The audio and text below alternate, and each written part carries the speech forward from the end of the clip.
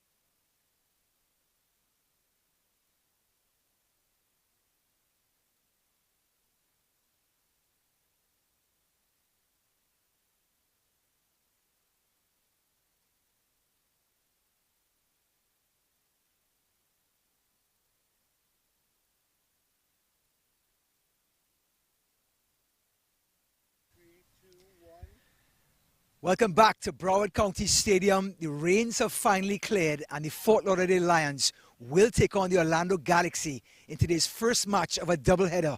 With me, the captains Roy, Silva and Nasir. They're going to have the coin toss right now. Roy will flip the coin. Nasir will call the call in the air, and we'll see what.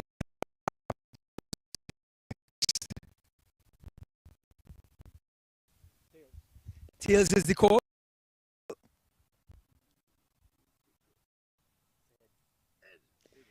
Head. Because of wicket a little soft and outfield is little watery, so we have 5 spinners. They have to grip the ball, so we decide to bat first.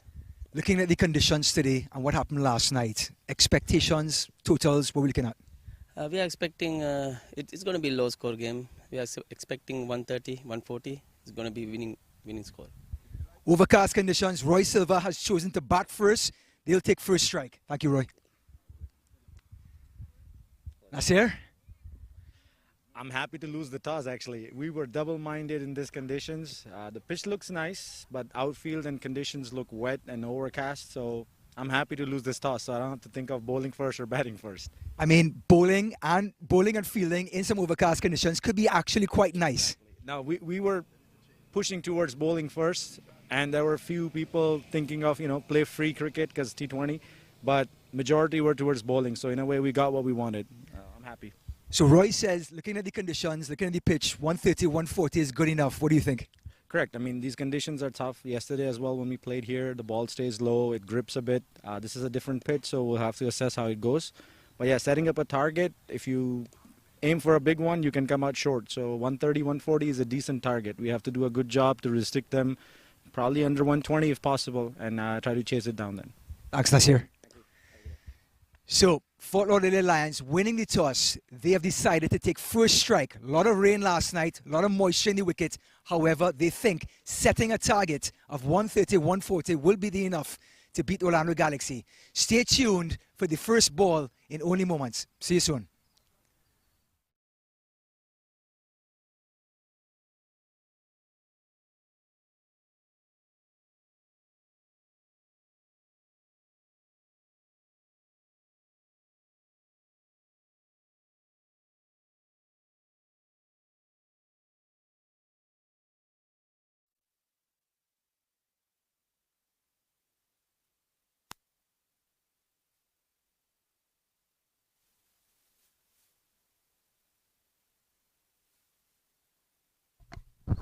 Welcome to Broward County Stadium, Minor League Cricket 2022, presented by Sunoco and Toyota. So, the rains have finally cleared. The umpires are on the pitch. It's going to be a reduced game to 18 overs between Fort Lauderdale Lions and Orlando Galaxy. Both of these teams losing their prospective matches against Atlanta Lightning yesterday in a doubleheader. Fort Lauderdale Lions lost by a mere 6 runs to Atlanta Lightning in the opening. And in the second game, Orlando Galaxy, a rain-interrupted game, they lost by 32 runs when it was all said and done. Now, Fort Lauderdale Lions won the toss. Roy Silva, the captain, who's out there in the opening partnership, has decided to bat first and allow Orlando Galaxy to bowl first in these wet conditions. When the ball goes out into the outfield, it's going to come back into the bowler's hands pretty slick. So they've decided to bat first. Now, the standings in the Southern Division, Atlanta Lightning have played 5 matches. They lead the way with 8 points. Atlanta Fire also 5 matches, 8 points. However, net run rate is a factor, and Atlanta Lightning has the lead. Morrisville Raptors, 5 games, 7 points. They're third. The 2 Florida teams, Orlando Galaxy, 7 matches, 5 points. Fort Lauderdale Lions, 8 matches, only 4 points. They have to make a move today, Fort Lauderdale Lions, to stay alive. Orlando Galaxy, of course, in the same boat. They need points to keep up with the Raptors, Atlanta Fire, and Lightning. So, Ryan Davis in the commentary booth. We'll be here for a double header as Atlanta Lightning waits on deck for the second match.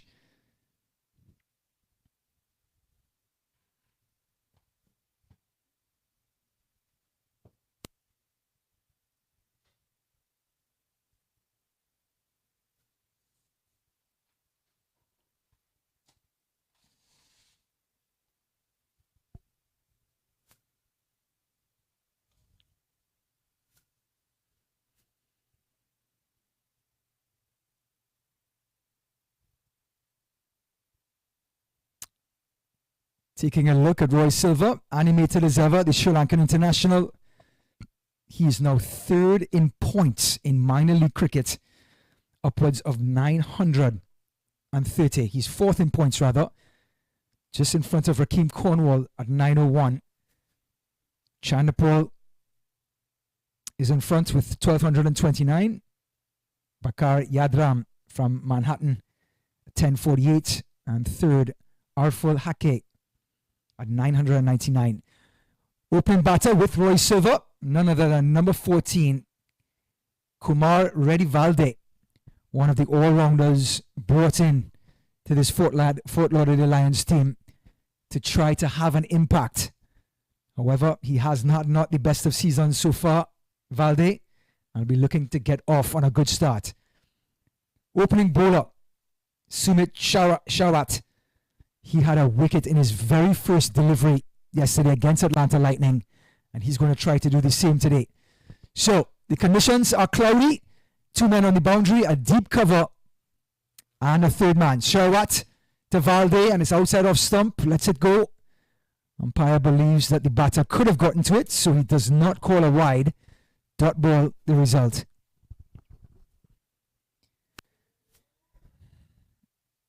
Sarawat, one of the best bowlers in minor league cricket, 11 wickets so far, came in the top 10. Sarawat to Valde, again getting that away swing.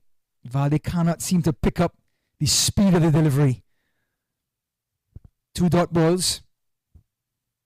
You can see the players each trying to dry the ball before it gets back to Sarawat. Nasir, the captain, said it was a good toss to lose. The captain of Orlando Galaxy wasn't sure if he was going to bat or bowl first, so Roy Silva helped him out and decided to take first strike. Again, it goes over the top. This one's high in the air, cover's coming across, and it's a 6. Well, Valde making his voice heard. It was pitched up by Sarawat, hit over cover, and a maximum to get us underway in Broward County Stadium. He got under it and got enough of it taking us all the way through for a big 6. So, 6 without loss. 3 balls in. So far, Silva has nibbled outside off stump. And we're joined. Hang on. Here's Silva to Valde. And Silva recovers. Pushes it out to cover. Gets 1.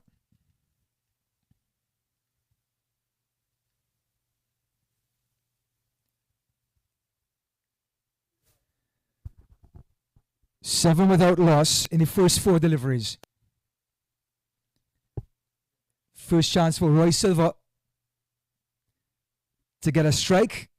Tell you what, his opening partner Valde just lifting that one over cover for 6 certainly took some pressure off of the first over. So Sri Lankan international Roy Silva, his first delivery from Sarawat. Again outside our stump and he cuts away bottom edge. Gets 1. So with 1 delivery left in the first over, we were joined by Orlando Galaxy's manager, well, part of the management team, Mohul. Welcome back to the commentary booth. How are you? Thank you, Ryan. Thank you. Good morning. Good morning. What a beautiful day. It looked like it's going to be raining all day, and all of a sudden, we got clear skies. So, speaking to Nasir out there, the Orlando Galaxy captain, he was okay with losing the toss. Let's see what Sarawat does here. Beautiful delivery. Inside edge, just going past the stumps, but they get 1. So at the end of the first over, it is 9 without loss. We'll be right back talking to Mahul about Orlando Galaxy, Fort Lauderdale Lions. Stay tuned.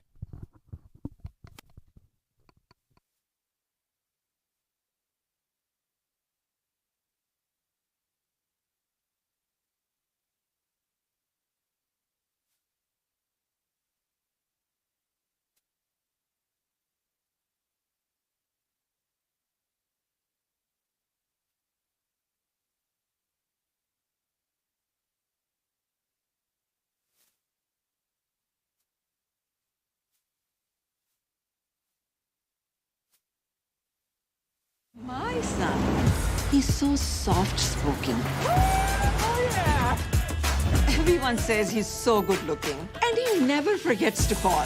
Hi, Mom. Born for your true self. The 2022 Tundra. Toyota. Let's go places.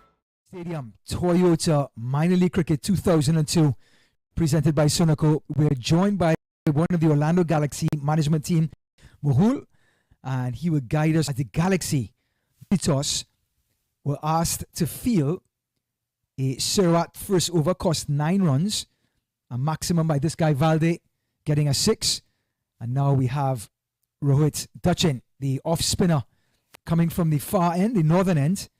He'll be coming down the hill to bowl to Valde, who's already 8 out of 5 deliveries. So protection for the off spinner. We have a deep cover and looks like a long one to protect the on drive and of course the push through cover. Here's Rohit's first delivery to Valde. It's a shorter delivery and just sort of bounced up into the waist high. So what's your thoughts on Rohit so far this season? How has he looked? How has he come on as an off spinner? Rohit starts his bowling well. As you can see, he's pitching in the right line and length. It's his second and third over that he needs to be consistent with that particular line and length. He'll be a great asset. And that's swept and is straight in the man of back of square leg, and that's the first wicket.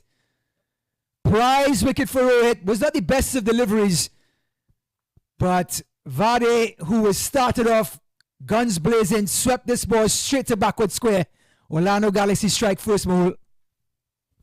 Yep. And that's what exactly they needed.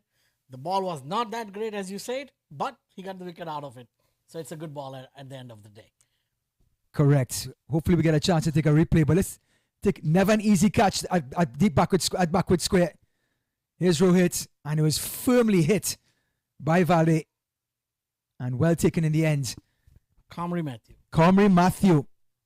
Mogul sort of clarifies for us. He's a leg spinner and clearly a safe pair of hands as well. 9 for 1. Valde disappointed. Had a maximum in the first over. And you can see the slow walk back to the gallows for the all-rounder who's not had the best of seasons. Just to confirm, we will get confirmation of who's going to join Roy Silva.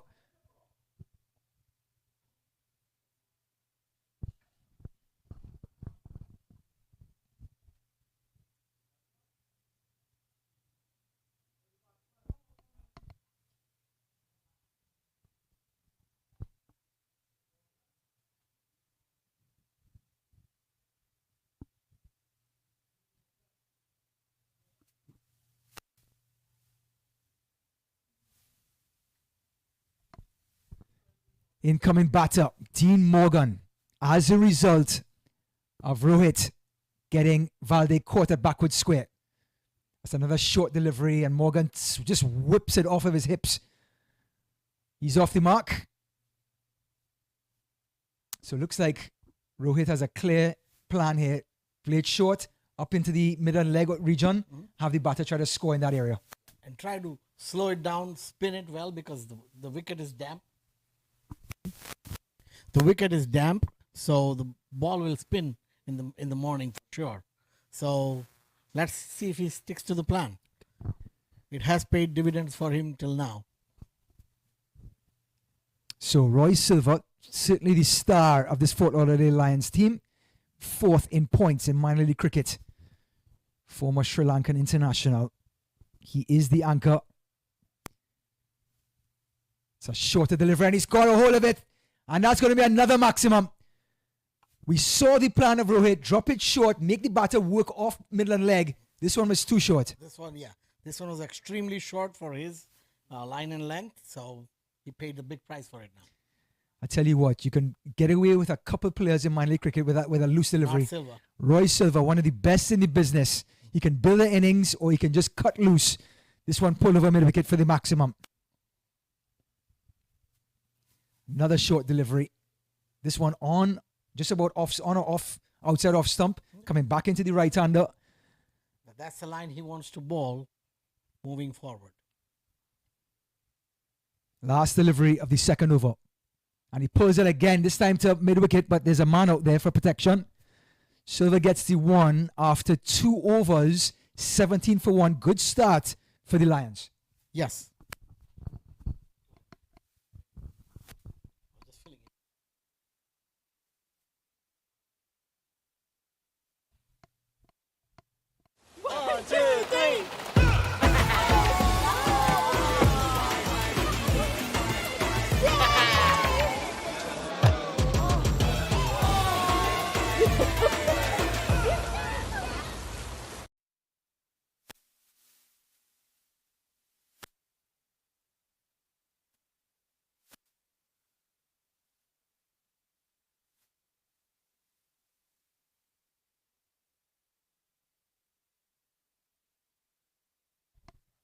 So a correction, Danza Hyatt rather than Dean Morgan has coming at number 3. He got off the mark on his very first delivery. Roy Silva just got a single off the last ball of the second over. He will gather, take back strike. And speaking of strike, the strike Burat. Outside off stump, Silva does not allow it to go. Flashes, no run. So we're joined by our analyst, Jermaine Lanneman. Jermaine Lanneman, we see a change in the lineup. Hyatt coming in at number 3. Your thoughts? Well, it's all or nothing for the Fort Lauderdale Lions these days. Very at the bottom of the standings with 6 defeats and just 2 wins. Oh, a direct hit is an appeal. Umpire very, very clear that it was a not out. It was close. Roy Silva was not sliding his bat, but he was sure of himself that he would make the ground, and the umpire agreed. Yes, so the Fort Lauderdale Lions, the bottom of the 5 team standings here in the Southern Division of the Atlantic Conference. The 2 top teams from the division do proceed after 14 matches to the playoff rounds. And currently, each team plays 14 games. And halfway through the season, having played 8, the Fort Lauderdale Lions with 6 defeats and just 2 wins. They need to turn it around. So I guess they are promoting Danza to try and ensure that to try and get a win here. This one is exactly where Nasir, the captain, would want Serwat to be, just outside off stump. A little bit of a round of applause from his captain. Serwat, not the quickest, but accurate. Yes, indeed. And just to finish the point that I was making about the Lions in promoting Dancer to number 3, I think he batted 5 yesterday. He was there trying to win the game, but they lost by 6 runs. Oh, he's gone after that one. That is a beautiful shot by Hyatt. He had a good innings yesterday, just like Jermaine mentioned. He came in towards the end. Now they've promoted him to number 3. And if he continues this form, Jermaine, as we can see from this shot on the replay, it could be a long innings. Yes, as I said, they lost by 6 runs, chasing 131 to win yesterday. He was there to the very end, the final over. He ended not out. So it is their thinking, I would want to believe, that we need to get him up so that he can be of more value to the team. And Sirat gets right back into his line and length, just like the professional that he is. One more delivery in this third over. So far, over 7 runs and over we're looking at to begin the power play for this Lions team. And with Roy Silva, we've mentioned his accolades, what he can do. But if he has a partner in Hyatt, I'll tell you something, this Fort Lauderdale Lions team could get dangerous quickly. You could easily argue their 2 best batters are at the wicket at the moment.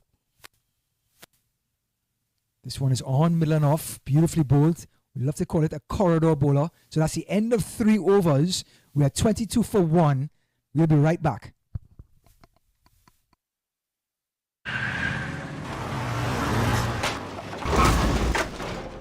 What's up, Doug? What got into you? At Sunoco, we know how to fuel peak performance. Fuel your best.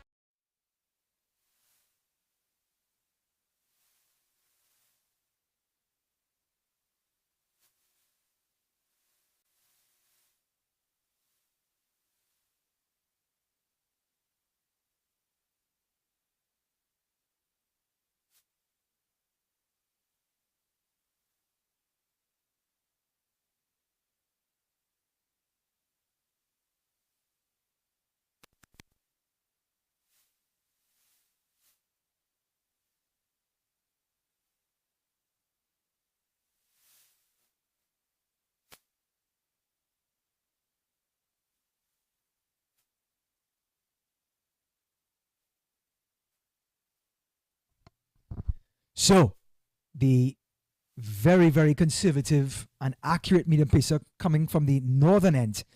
We had Rowett, who opened the bowling, got a wicket, prize wicket of Valde.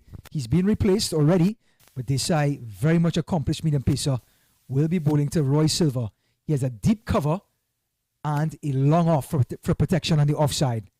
And Silva tries to immediately pull this one outside off stump to get it to the leg side where there's a little bit of room to play with for the batters. Yes, trying to definitely get this new ball off his line, not allowing him to settle. It's one of the best approaches for a batsman. It throws off a bowler when he's not certain yet where to put the delivery, and it can be in the favor and in the confidence of the batter.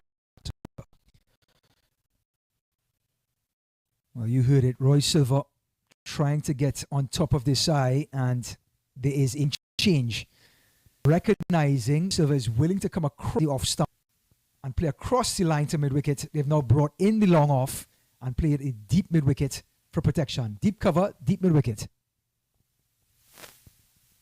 Roy Silva back past the bowler, and just like that, they bring in the long off. Roy Silva decides, instead of going across the line, plays a straight drive and punishes them for 4 runs. Excellent. That's what you refer to as standing and delivering. Rising with the bounce of that delivery, getting on top of it, hitting it back past the bowler. Very safe, very in control. It's the shot of authority of a batsman who is in touch. Roy Silva, wristy player, gets another boundary. And he's gone overhead now. Mid-on has a chance, but he can't get there, and it's 4 more. Well, you talked about getting on top of a bowler, Jermaine. 3 deliveries, 2 boundaries. Again, shot of class. Look at the flourish. Look at the finish that we'll see on this replay. Just pitched, over pitched, and he made full use of it. Full in his pose. Wow, what a shot. Straight enough to beat mid-on. Roy Silva in full flow. Excellent. He was one of the leading scorer in their last game. That was yesterday for the Fort Lauderdale Lions, was Silva, who, for our viewers who are perhaps new to the coverage per se, is a former Sri Lanka international batsman. In age now, I believe he's 41, 42, but still effective and still the leader of this Fort Lauderdale team. And he's going after him again. Roy Silva, confidence flowing. He's not waiting about. We're in the power play. Has hit his third consecutive 4. And Desai is probably thinking, should I start bowling left-handed? Yes, indeed. Again, another flourishing shot there from the Lions captain. Getting again on top of that delivery. Not pitched in the right area on the part of... And he is must be asking, what else can I do? Because right now, he's been taken to the cleaners. Well, he's pitched the last 3 deliveries up. And he's been dispatched right back past him. Long off, mid-on, and then right back overhead for 3 consecutive 4s. Let's see what happens with ball number 4. He's played right through the line of the ball, and it's 4 more. Jermaine, any recommendations for the bowler? Before I do so, I mean, let us, savor in the moment of what Silva is doing. As I say, I mean, he's really getting on top and really showing his class here as a former international from Sri Lanka. But for what it is worth, the bowler now maybe needs to think about pushing it a bit wider, getting it more in his pads, maybe do some variation in pace, but he has to try something. I think pitching up is not the answer. Not at all. Let's see what this side, how he responds. Last ball of the 3rd. And he just runs it to get 1. Nope, does not. Hyatt sends him back. So at the end of 4 overs, Fort Lauderdale Lions just under 9 runs and over. Sorry, just over 9 runs and over at 38 for 1. Took that last corner pretty quick. Sir, I need 1 hand on the roof, 1 hand on the pump. Timeout for Sunoco Go Rewards. Keep pumping. With new Sunoco Go Rewards, when you fuel, you save, because rewards come first.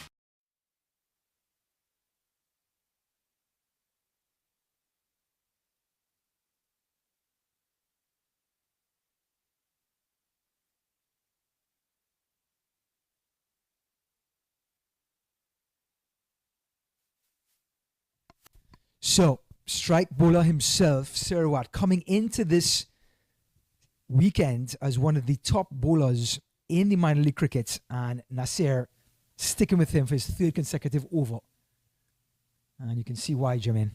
Yes, indeed. It's their best opportunity to slow down the Fort Lauderdale Lions in these opening 6 overs. At the run rate currently of 9 runs per over, it is what Fort Lauderdale wants, but definitely not what Orlando desires. So it is an attempt to keep him on to see if he can definitely get one of these classy players. And he's going after him this time. Over points, and he'll come back safely for 2. Well, Sarawat is a corridor bowler. He lives on off stump, so someone like Hyatt can almost expect the line, maybe not the length. He took a chance there. I put it to you, it would have been better for Hyatt to maybe slightly use his feet and get to the pitch. He would have gotten it more on the half volley and would have been able to lift it with ease. He just stood there, threw his bat. Fortunately for him, it went over the infield.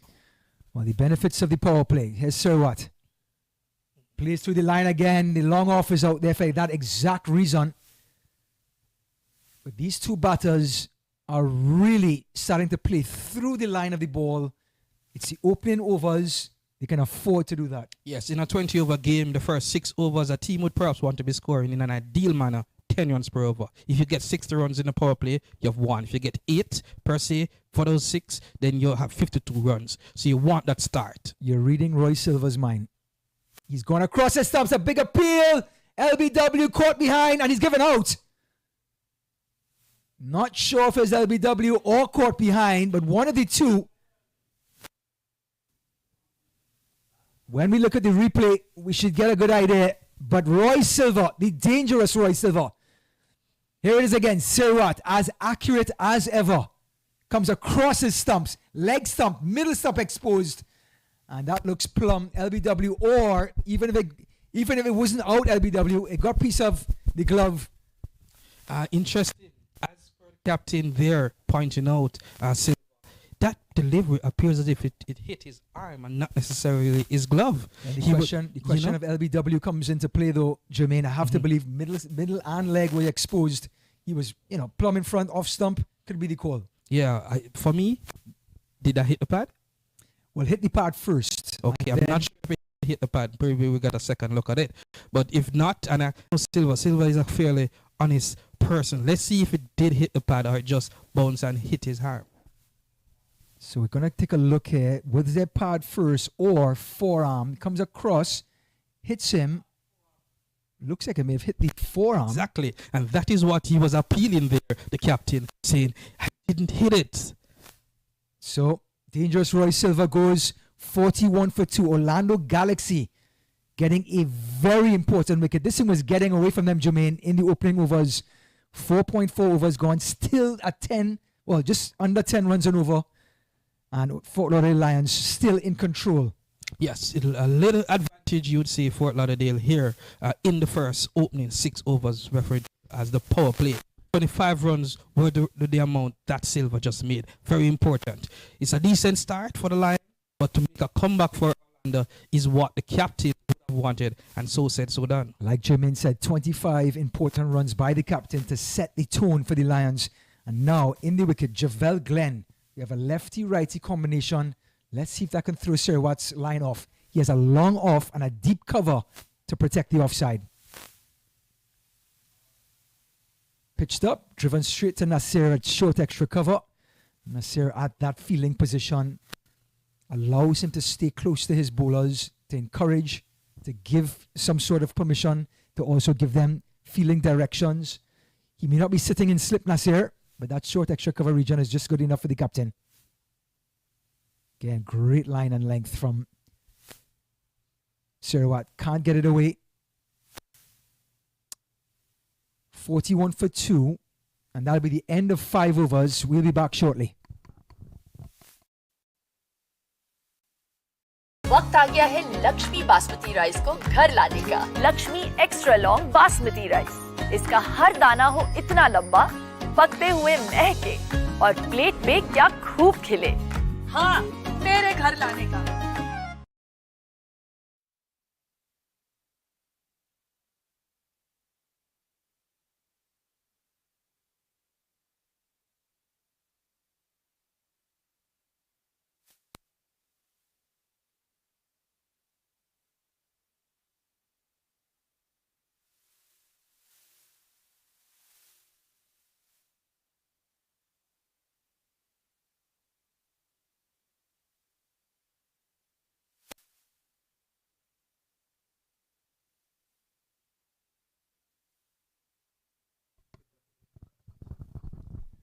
So, another bowling change in succession. While Sarawat has bowled 3 overs from the commentary end, from the northern end, coming down the hill, we have Adams, the very, very accomplished player from the Orlando Galaxy. And so, well-flighted off-break. They get 1. Adams, the only player that I know of in minor league cricket from the small island of Anguilla. Okay, an interesting small island in the Caribbean, a well-known tourist destination. But the new batsman to the crease, Javel Glenn, he's a Caribbean national as well. He plays, in fact, in the Caribbean Premier League for the St. Lucia Knights, who went recently to 2 of the 3 CPL finals. So he's an important batsman, batting all-rounder for them. He comes into this Lions team this season, haven't been necessarily having a good season, but he's now here, batting at number 4. The next best to Silva and Hyatt in this team as batsman. He will need to step up today. Well, you heard it there from Jermaine. Let's see if the lefty Glenn can get off today. Adams, another flighted off break and it's straight extra cover and he's dropped him. Oh, what an opportunity for the Galaxy to get the prize wicket of Jermaine Glenn. Javel Glenn. But having said that, these are the breaks that batsmen who are out of form need to perform. I'm looking at it now. Glenn needs to look into himself. He hasn't been getting any big score. He hasn't been getting in the 50s or even high 30s for this team this season. He needs to step up. Orlando needs a good par total of 140 or above to defend to attempt to get a victory. If not, they're totally out. Well, you hit it there. Here's Hyatt. He's forward, trying to use his feet. Adams, an accomplished fielder as well. Can't get to it. Great single by the Lions. Now that Roy Silva is out, the boundaries have sort of slowed down a little bit. Now they're going to try to pick up singles to finish off this power play. And just to wrap up why I say Fort Lauderdale Lions, this is their last straw to die. Having played 8 of 14 games with just 6 matches remain, this being one. If they don't attempt to win 5 or 6 of their remaining fixtures, they really doesn't have a chance of qualifying for the playoffs. Well, this game has been coined the Battle of the Turnpike. Adams, Midland leg, and he's whipped it, and it's gone for 6. Can't bowl there to Glenn. Adams just straying towards Midland leg, and boy, did Hyatt give it the works. A man in form, Jermaine. Glenn, it was, and it's Glenn actually. Javel Glenn, that's right, my mistake. Yes, so having said that, looking at the situation, as I said, he got the break. Me and myself and you would have played the game, and we know when we get a break, we're saying this should be it. He had to make the opportunity, having been dropped in the covers, to score big. That was a welcome boundary for him. Here comes Adams again. Another flighted delivery, and he's under it, and it's another maximum. Well, Adams paying the price, and this could be the conditions when the ball goes out in the outfield, gets back into the bowler's hands. It's slippery, it's hard to grip. Seeing Adams struggling. Yes, indeed, and not to take any away from Glenn. As I'm saying, having been dropped, you got to say, all right, I'm going to make full use of it. And he has gotten to a short ball and now a full toss. He has made full. His confidence should be rising. He should be in better frame of mind. Well, Adams working on the ball, just trying to dry it. Can he recover? He has. Beautiful delivery, but there's still Glenn in the gap. Going to come back for 2. Just beautiful batting. A good delivery and still working it into the gap to get 2. So at the end of the power play, it is 58 for 2. Fort Lauderdale Lions in control.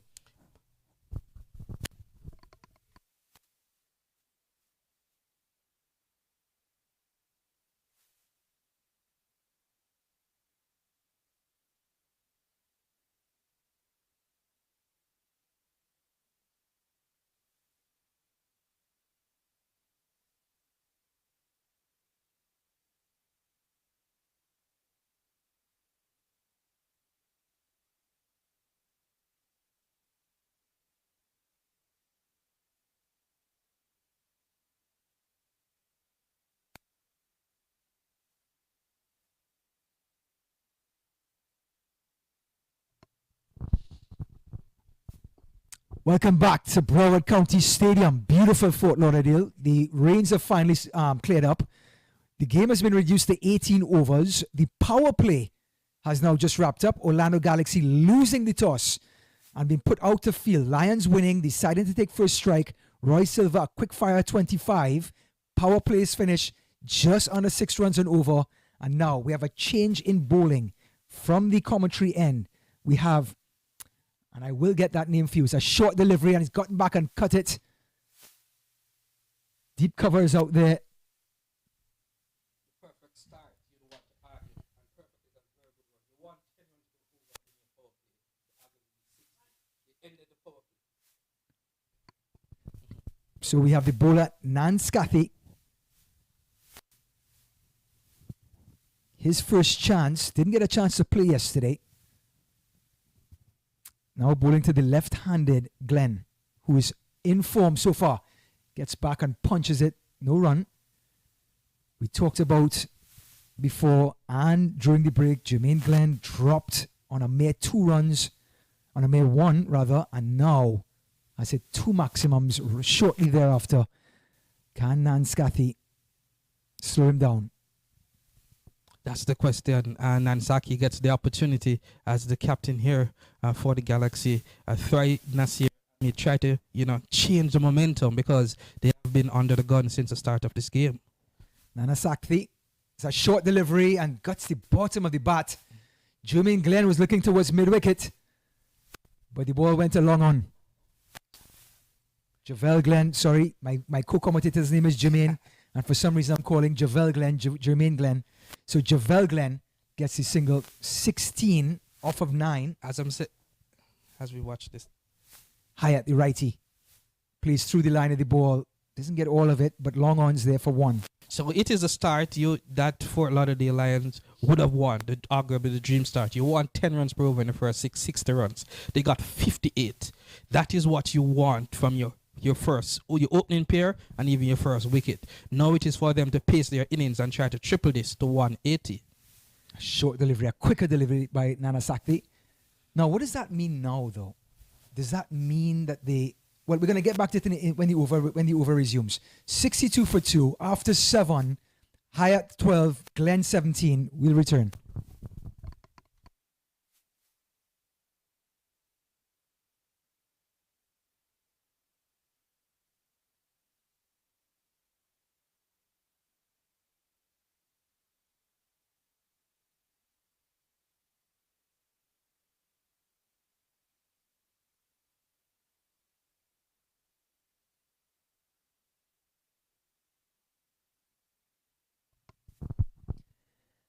Adams back in the attack.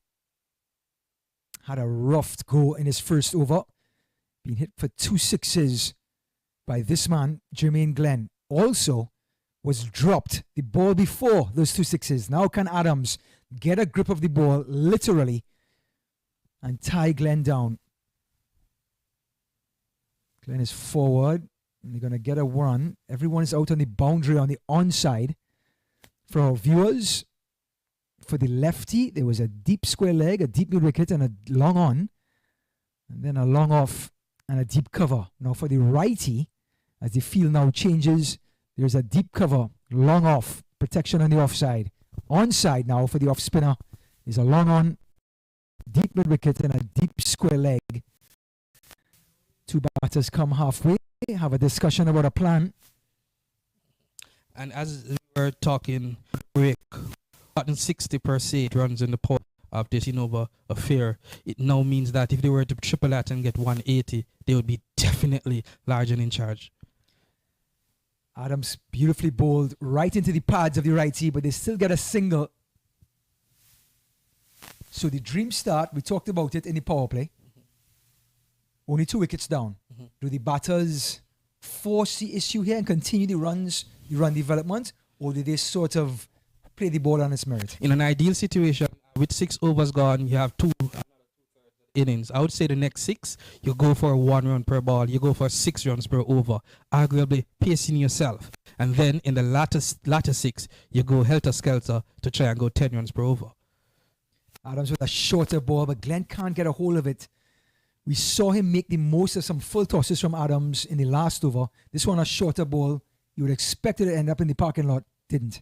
So having said that, with 58 runs in the first 6, if you were to double that, say call it 60, if you were to double that, you get 120 after 12, and you get 180 after 18, all things being equal. But anything, it's an 18 over affair, so anything above still par 8 runs per over in that regard would be anywhere between 140 150. Another short delivery by Adams, but he has that protection, like we mentioned, against the righty. Deep mid-wicket, just the one. So they just need to keep doing what they're doing. And these 2 batsmen are capable of doing this. This is almost their natural game at this moment. Innings. First-class players in their own right. In fact, international player, Danza Ayat, as well.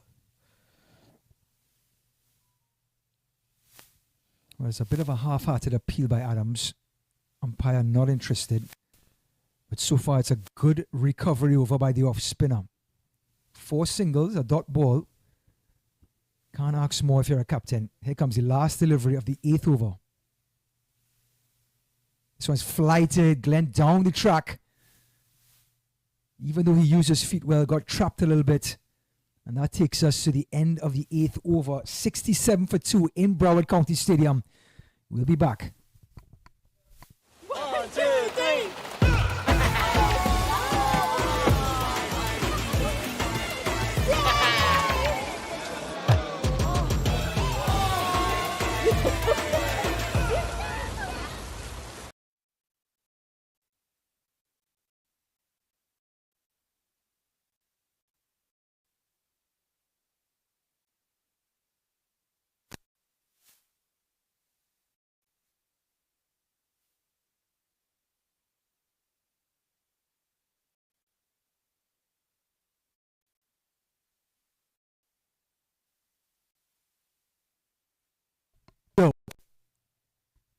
Sakthi, and the left hand, and he's going after him high in the air, and he's got all of this one, Jimin. It's in the stands. It's going a while to get this. Well, Glenn, third six. Let's take a look at the replay. Right into the wheelhouse, they call that. Right within his arc, right within his hitting zone. Javel Glenn is capable of the big hits, the big shots. It is why he's one of the key players for St. Lucia Knights in the CPL, in the West Indies. But having said that, he has not performed, as we said earlier, so much for the Lions this season. He has an opportunity today. Fortunately, he was dropped while on one, and he seems to be cashing in at the moment. With Javel Glenn, 9 innings, 192 runs at an average of 24. His biggest score, he had 100 so far in minor league cricket, but other than that 100, has been really spotty in the other 8 innings. Can he get going? He's shown what he can do before by getting 100 in the minor league cricket. So far, 26 off of 15. If he continues like this, he'll score 200, Jimin.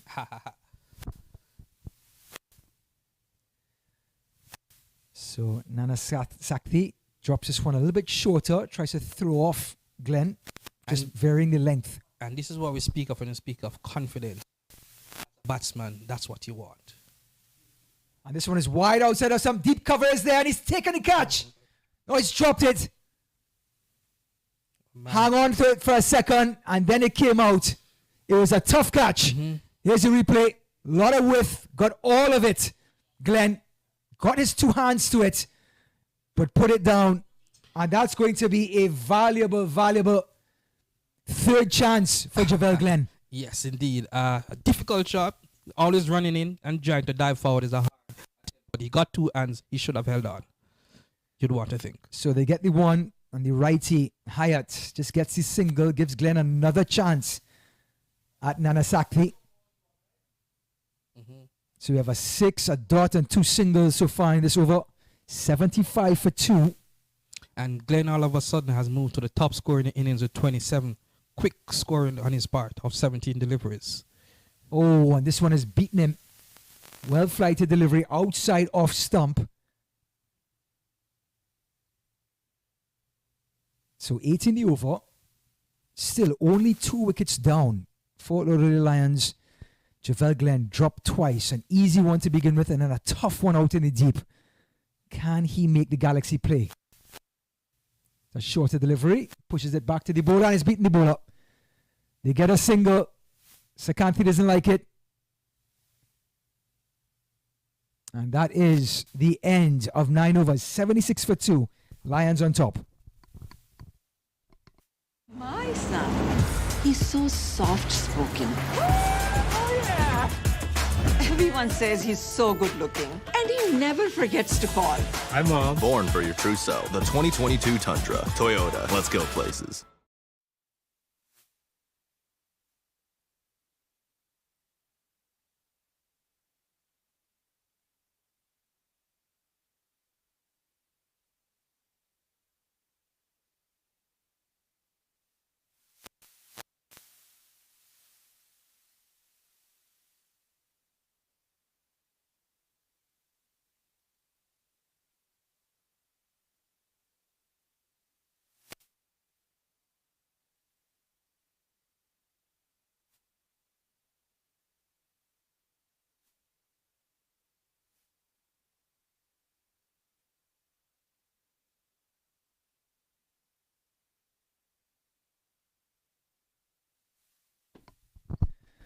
Back for over number 10. Adams, commentary end.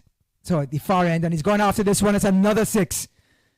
Javel Glenn picking up where his captain Roy Silva left off. Hits another maximum to go to 34 off of 20. He's definitely feeling the vibe in terms of this innings here. Recognizing as a very good player, and the opportunity to get some runs here today to put his team back into contention. They're contention for a place in the playoffs, as we outlined with 6 games remaining. It's either they start winning or they just consider the season gone. So 82 for 2. Lions making their last stand. Lost yesterday to Atlanta Lightning. Adams just an accomplished cricketer, having a hard time settling down as a bowler. 2 overs, none for 28 to Glenn. Glenn just runs this ball, doesn't get all of it again, hits the bottom of the bat.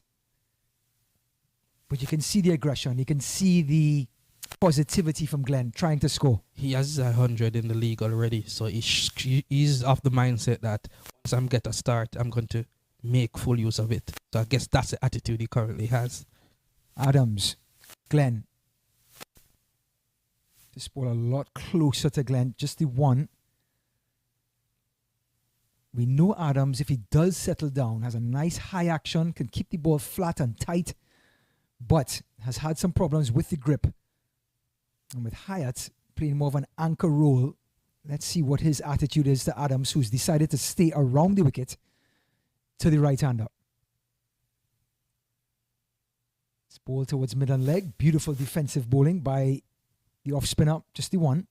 I think what Hyatt is looking to do here is having coming at number 3 in comparison to number 5 yesterday, is to bat as much balls, bat as much overs. And the truth is, if he does that, we're currently in the 10th over. If he goes to the 15th or even to the 20th, this full Lauderdale team makes over 150 based on the current run rate. This one is on or about off stump. Glenn really he's got 2 chances. Starting to make the most of it. 35 off of 36 off of 23. And Adams, so far given up 9 in the over, is exasperated.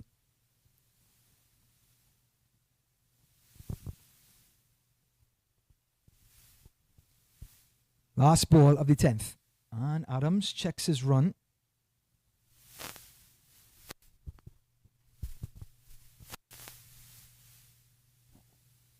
Bowls now, and it's a beautiful delivery right into the pads of the right-hander. Just one, but it's 10 runs in the over. Allows the Lions to move to 86 for 2 after 10.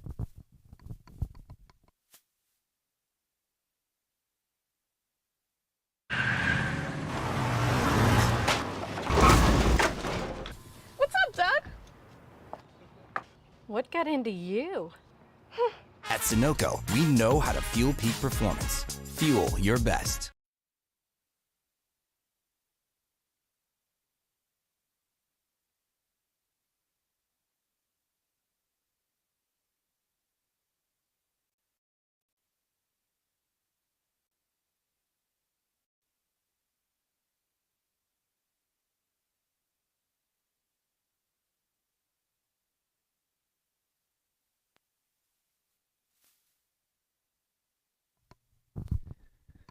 So, 10 overs gone. A rain-shortened game, 18 overs. We have a lot of storms overnight and in the morning in Fort Lauderdale. Roy Silva winning the toss, deciding to bat, taking full control in the power play. Now, we have the young leg spinner, Matthew Comery, coming in from the commentary end, coming up the hill to the dangerous Hyatt. It's short and Hyatt can't get a hold of it. It kept a little low. If the bounce held true, it would have been problems.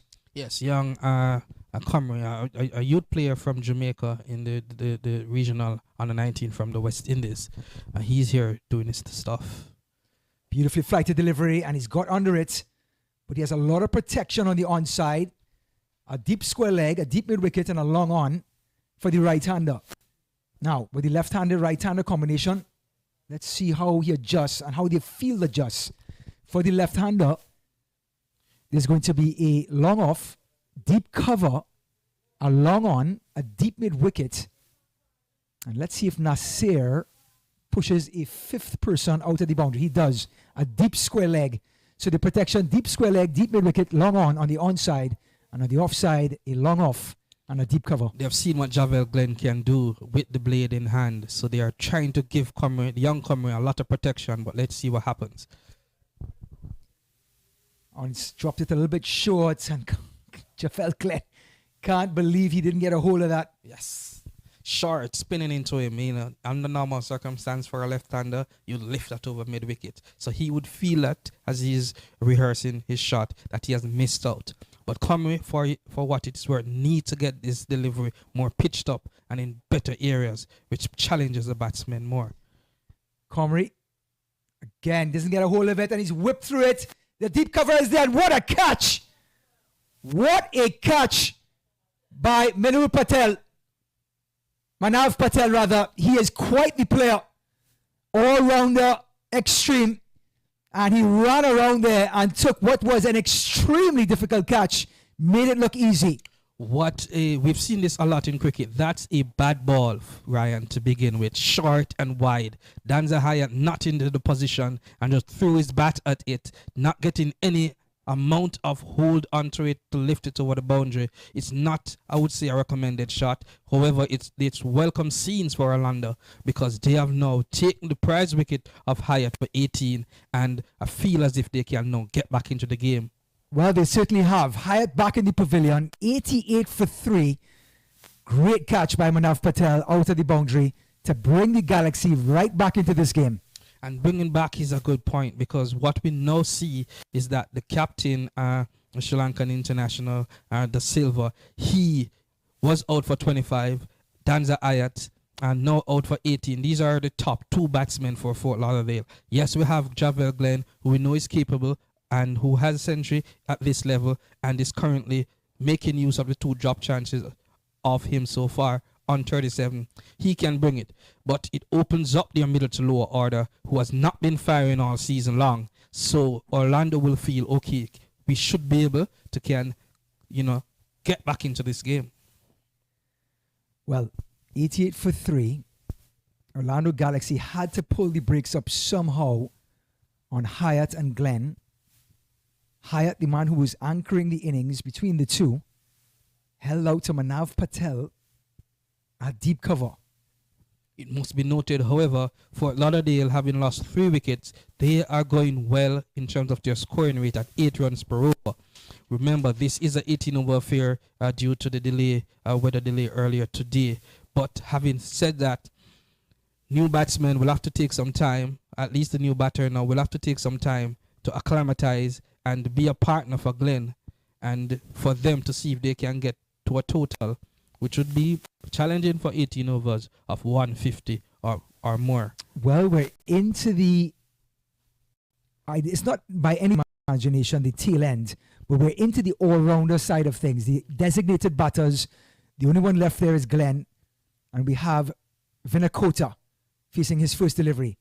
He often comes in either one down, bowling his medium pace, or he opens the bowling for Fort Lauderdale Lions. Excellent medium pacer, but can also contribute with the bat, and that's invaluable in this format of the game. Yes, he just, for Fort Lauderdale's point of view, he needs to just be there with Glenn. Vinakota pushes again, and Comrie loses his footing. And that's the one thing the umpires look for when they check out the field. Will the bowler lose his footing? Look at the replay here. Look at the follow through by Comrie. Completely loses his footing there. Losing his footing is one, but it's really an half chance as well, I guess he was attempting a diving one-handed catch in that regard. I'm going to go quarter chance. I'm going to go quarter. Quarter. If he held on to that, I'll drop the microphone and walk out of the office. Yes, indeed. But, good to see a young Comrie. He bowled well, it must be pointed out, in Orlando's game yesterday, which they lost to the Lightning. And he took, I believe, 2 wickets for 20 odd runs off his 4 overs. So, good young leg spinner getting his opportunity. Well, 89 for 3 off of 11. Another bowling change. Remember, the coach of this Orlando Galaxy team, Shivnarine Chandapal, you understand that a game plan was set before this game started. So Nasir, the captain, of course, close relationship with Chandapal. They have now worked out a game plan, and now they've had their off-spinner switch ends. Nana Sakthi is going to come now from the northern end, coming down the hill to the all-rounder Vinakota, the right-hander. Long on, deep in wicket, deep square leg. And it's pushed into the offside to find the long off to go along with deep cover.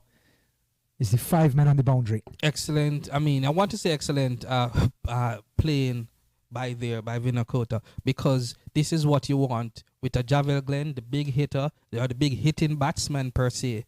You know, in form, doing well with 37 runs so far. You just want a partner for him to just turn over the strike, you know, and not somebody who's going to be bogged down or attempting to out-bat him. And a Sakthi to the left-hander Glenn, and he just prods it. So important for this off-spinner to come into his third and fourth overs and keep Glenn in check. This one's wide outside off stump. Has a thick outside edge. Best shot in the book, as you would say. Remember, heavy outfield because of the rains last night and this morning. Would have been 4 yesterday.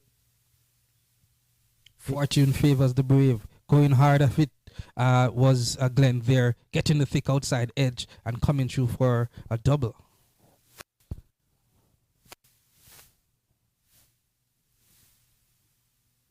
Glenn gives himself some width. Puts the bat right through it, but finds deep cover.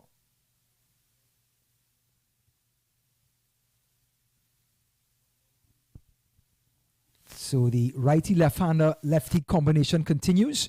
So for the right-hander, we talked about the protection on the onside, deep square leg, deep mid-wicket, long on. Then there's the long off and the deep cover for on the offside. Vinakota just nudges it, gets a single. Just prods on the score to 93 for 3. Yeah, Nanasaki has come into his own in this his third over. He didn't start off particularly well. He's currently none for 17 of 2.5, but he's now getting the ball in a better flights, getting it in better areas, which is can't allow the batsmen to free their arms. Well, Nanasaki is a little bit wide, and Nasir at cover can't hold on. Take that back. It's not Nasir, but he got a piece of it to save the boundary. Just the one. So at the end of 12 overs, 94 for 3. I'll give you the math at the end of the over break, and we'll be right back shortly.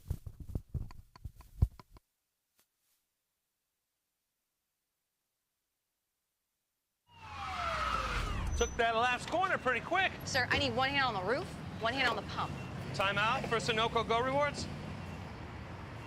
Keep pumping. With new Sunoco Go Rewards, when you fuel, you save, because rewards come first.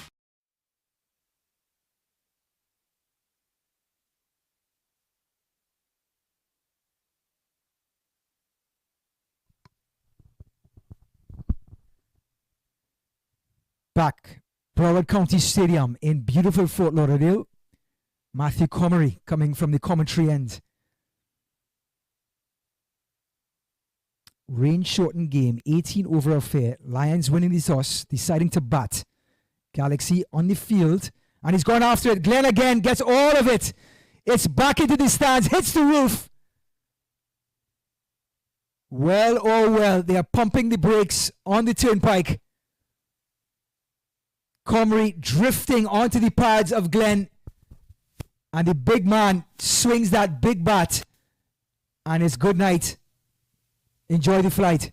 He's definitely feeling it today. He's definitely making use of the opportunity of the two options earlier in his innings. It's good to see someone like Glenn, as I said, who is capable of scoring hundreds at this level. He's now 47. He now feels as if this is my innings. This is my day. Anything short or anything wide or anything full, I'm going to cash in. Jermaine, you said it. 47 off of 29. One boundary away from his 50. And it brings up the 100 for the Fort Lauderdale Lions after only 12 overs. Umpire has to check the condition of the ball after that shot, and Matthew Comery has to somehow redeem himself. So for the left-hander, understand Comery is a leg spinner going into the left-hander. Long on, deep mid-wicket, deep square leg, protection on the on, deep cover, and a long off. This one is so wide that the turnpike now has a traffic jam. Yes, indeed. That one almost pitched off the wicket itself. I guess that's one way to hide the ball, right? So here's Matthew Comery. Back to Javel Glenn. Glenn just reaches out for it. Out to point. And they get for a single. Hits the stumps. Is that appeal? Umpire looks down. All good signs for the batter. Indeed, had that been a direct hit though, it would have been a far different story. Looking at the replay here, the single was definitely not on, having hit it straight to point, but the non-striker did make a dive in the end, saved him. So, with the leg spinner bowling to the righty, you would think there was a be adjustment of the field. However, long on, deep mid-wicket, deep square leg, long off, deep cover. Outside off stump, and it's a wrong on. Comes back into the right-hander. In some parts, it's called a googly. And if you flush the toilet and it goes the other way, it's called a wrong on. Indeed, it's good to know that he has that in his armour though. As a young leg spinner, you want to see that. He maybe not have the confidence now to bowl it a lot, but if he practices and get more control, he should develop into a good googly leg spinner. Comrie drops this one a little bit short, a little bit quicker. Exactly what you need against Javel Glenn, who is seeing red right now.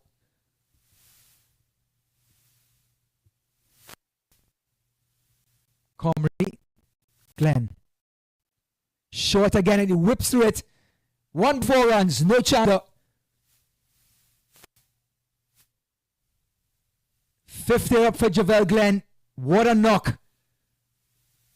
Just one short, and Glenn putting the bat right through it. Mid-wicket, one bounce. It was an ugly hop right in front of the fielder. And what a knock. Glenn given 2 chances, but he's made the most of it, Jermaine. And looking impressive indeed. He's gotten a little clap from the sputters of spectators that are here and teammates in the balcony, and a hug from his batting partner there. But good innings so far, exactly what Fort Lauderdale Lions would want. He has 100 so far this season.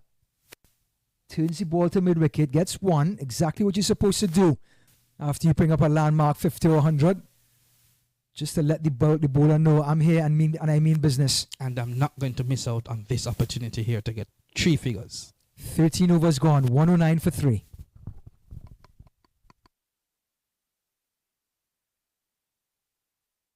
वक्त आ गया है Lakshmi basmati rice को घर लाने का। Lakshmi extra long basmati rice, इसका हर दाना हो इतना लंबा, पकते हुए महके और प्लेट पे क्या खूब खिले। हाँ, मेरे घर लाने का।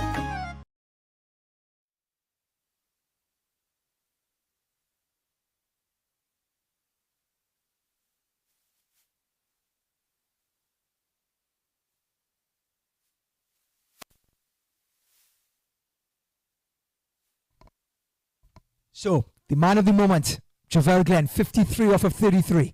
And indeed, shortest delivery has got all of this one. And it's down his throat, Javel Glenn out.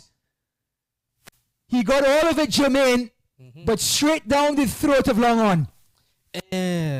Brilliant strike there from from the bowler as it relates to bringing Fort Lauderdale to their knees in terms of this situation, bringing Orlando back in this game. A huge wicket to get, nowhere near the pitcher that just threw his arm at the ball, not arguably recommended, couldn't get enough bat on it, couldn't get lifted, and sadly an innings that has been largely entertaining from Glenn. 53 runs off 34 balls, albeit 2 drop chances, produced for the Lions here in helping to set up a decent score. They would be sad that his back is being turned, but as we're seeing from the Orlando Galaxy team, they are cockahoo at the moment. They're fists and they're happy. Nana Sakthi gets the breakthrough, but I'm sure the fielder will be showing him his palms after catching that ball that was loaded with kerosene. So Glenn departs. He scored just about 50% of the runs of this 109. He scored 53. And the new batter, a man who's opened the innings before for this Fort Lauderdale Lions team, the wicketkeeper, Dean Morgan, comes in. Burly fella. He can put some power and push this score along. Remember, an 18-over affair, only just under 5 overs left. The run rate right now is 8.28. What does Dean look to do in the last 5? Yes, the last 5, typically, even providing it was a 20-over affair and not 18 as it is now, would be whereby you want your all-rounders or your middle to lower order to be giving it as much as they can. So currently 8 runs per over, still in front you would say the Lions are, because that's where you want to be, at least 8 runs per over. You want to get it to 9 runs.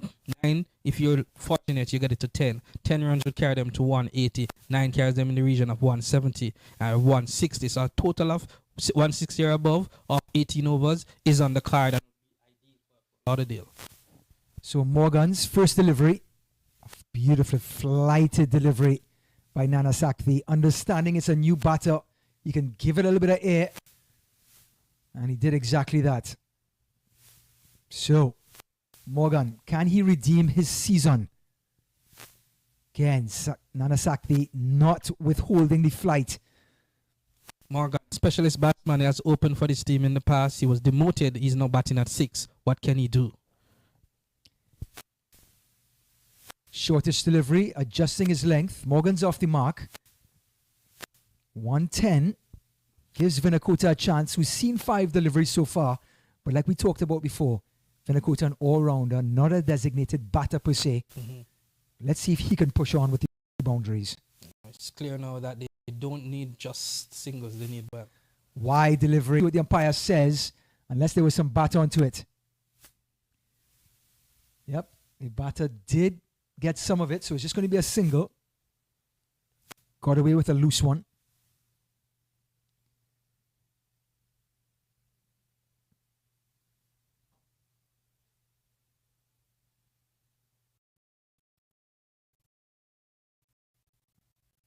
Well, the ball by Nana Sakthi.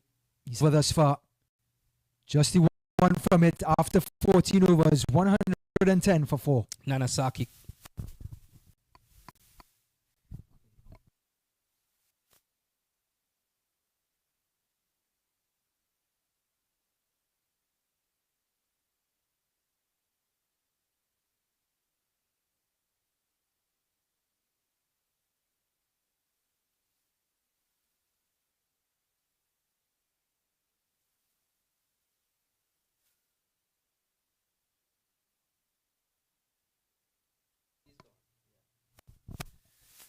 So, Morgan, the wicket keeper, we talked about Jermaine, him being demoted.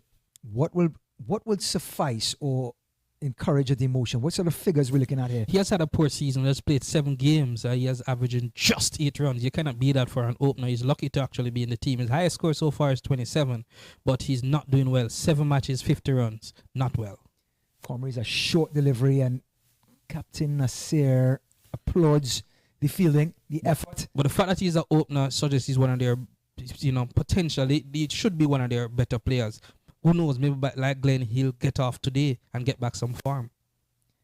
Comrie again, ball comes out of his hand.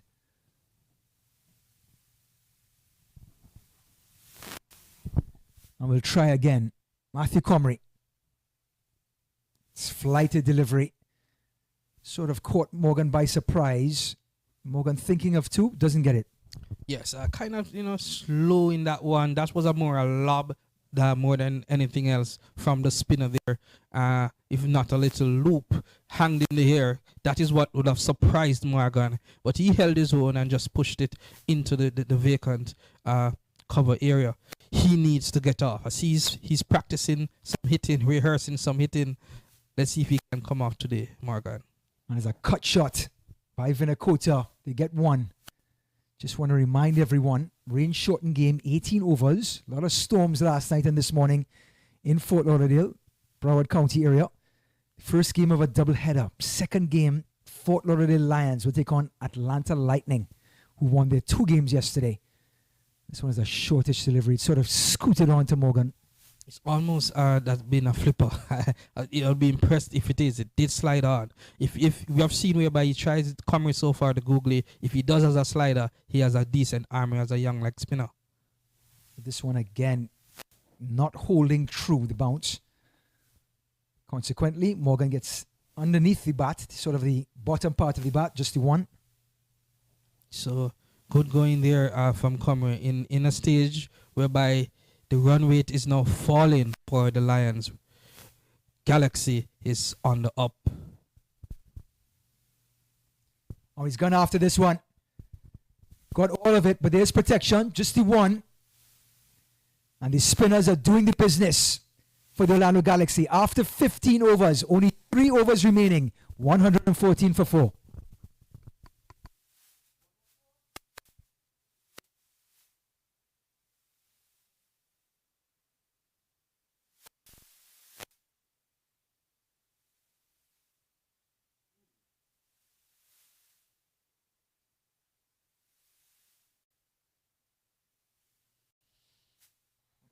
So Galaxy kind of bounced back in the last 2 overs.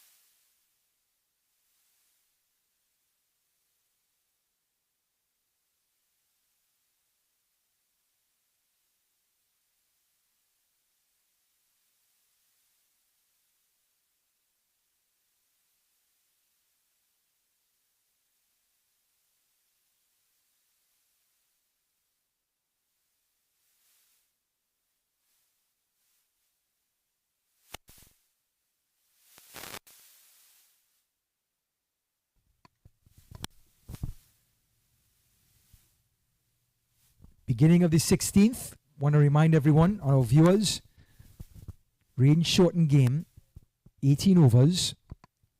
So we have 18 deliveries left, 3 overs.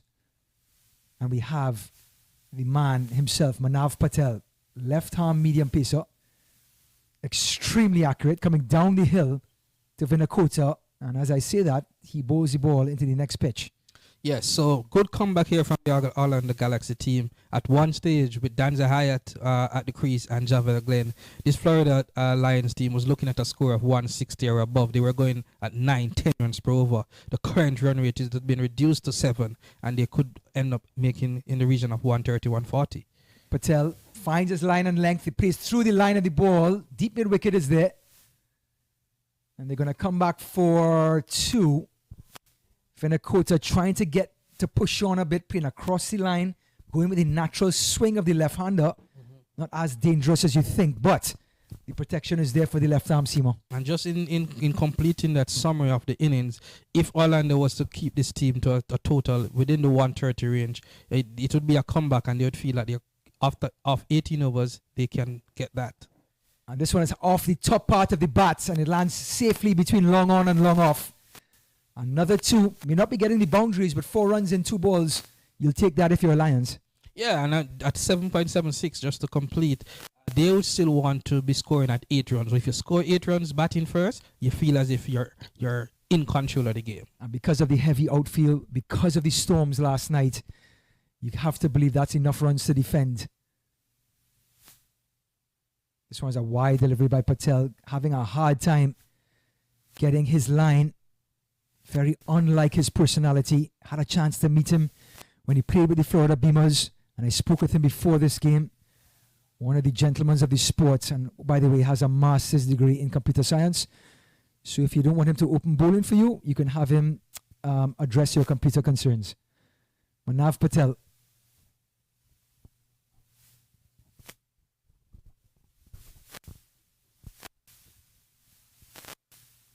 And he's going after it. It's a leading edge. It's up in the air and nobody goes after it. The fielders completely misjudged it. The captain Nasser asking the point fielder to come in and take the catch. No one claimed it. And Manav Patel can't believe it. Did everything right. Good line, good length. Beat Vinakota. I tell you what, both fielders seem to have been standing on the edge of the circle for that delivery, when in fact they should be walking in. As a coach, you would advise them. Had they been on both the cover or point, could have taken that catch. It was Dwayne Nathaniel at point and Captain Nasser with the misunderstanding. Back inside, he plays through the line of the ball and it's gone for 6. Well, we were looking for the muscle by the wicketkeeper batter Morgan. And he's delivered. Yes, indeed. As we said, out of form is Dean Morgan here, and demoted from opening to batting at number 6. We didn't know of his ability to hit the ball, but that was in the area, and he executed well. Well, we talk about Manav Patel with that natural swinging delivery coming into the right-hander, so the righter is inclined to play right across the line and go with the swing. And look at him come across the stumps. Manav follows him. No run. Good adjustment by the bowler.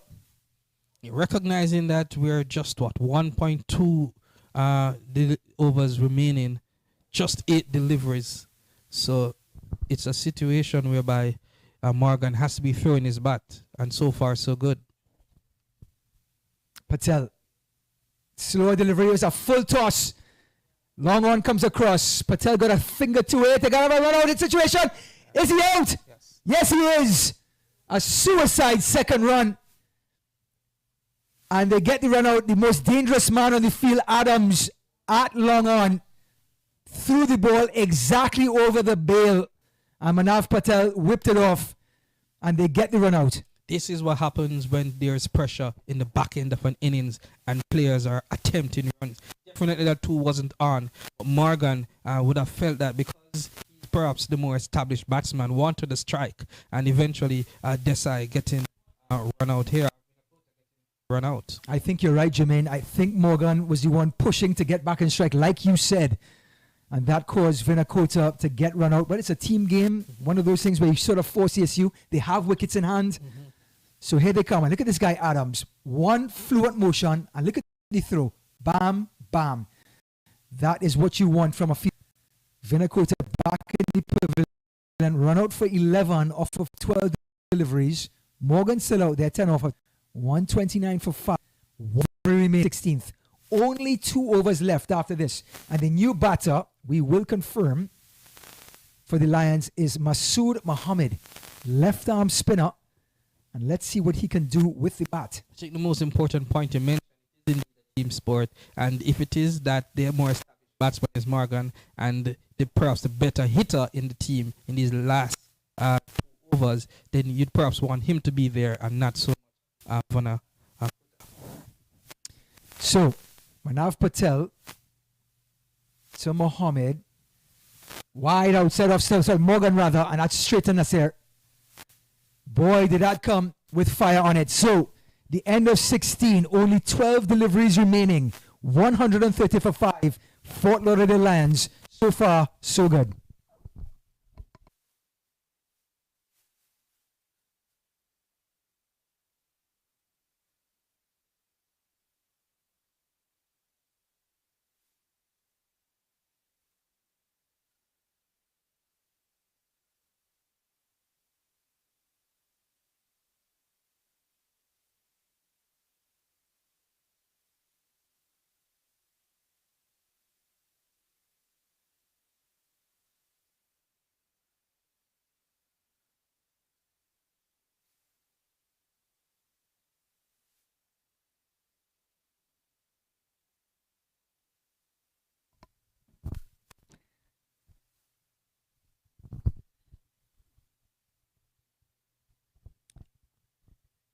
So, Matthew Comery, coming back from the commentary end, bowling his 4th over.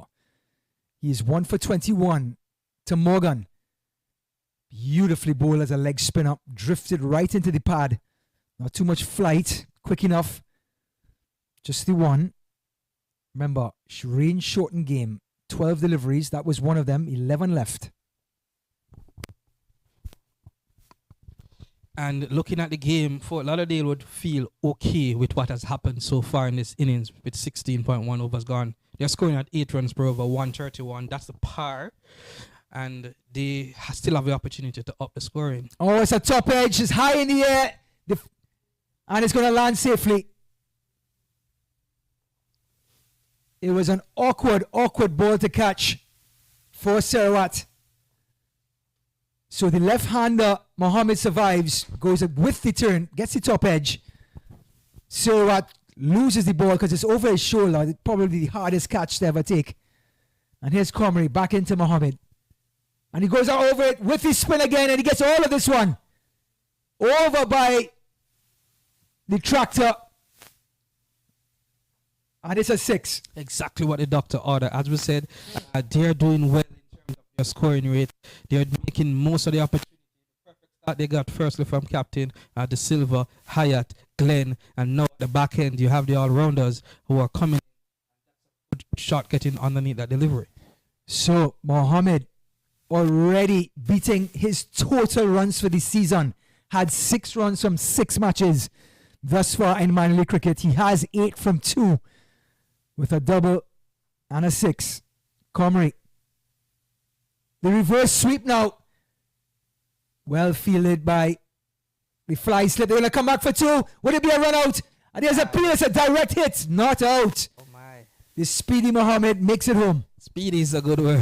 Very, very good running there on the part of Mohammed. And if we may say, he has been promoted compared to the innings yesterday. Shamar Brown would have batted before him yesterday. But they need him quick runs. They see that he has the ability to hit Mohammed. And he's quick between the wickets. Good move on the part of the Lions. Wouldn't want to be the umpire in that situation. Comrie again. Mohammed is appeal for LBW and he's giving him.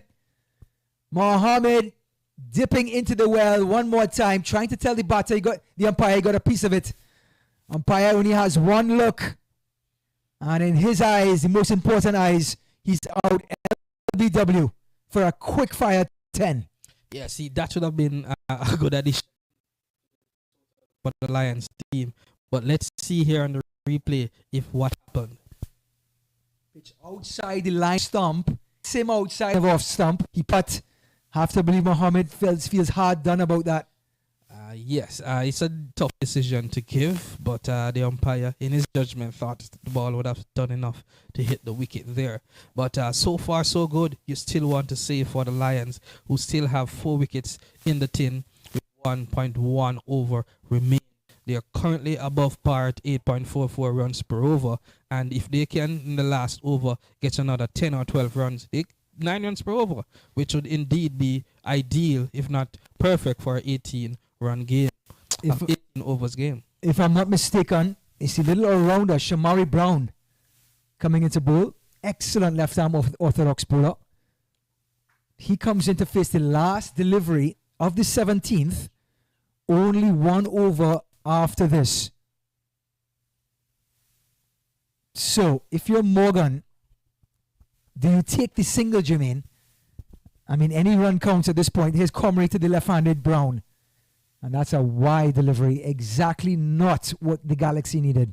I think for what it is worth, we have seen Shamari Brown before. He's more a stroke player rather than a big hitter. So Morgan would perhaps fancy himself having been there for 12 deliveries. So busy as a B. Brown faces, and he goes after it. Well, he went right through with his stroke, looking for 2. Morgan not interested. So the end of 17, 6 deliveries left. 144 for 6 in Broward County Stadium.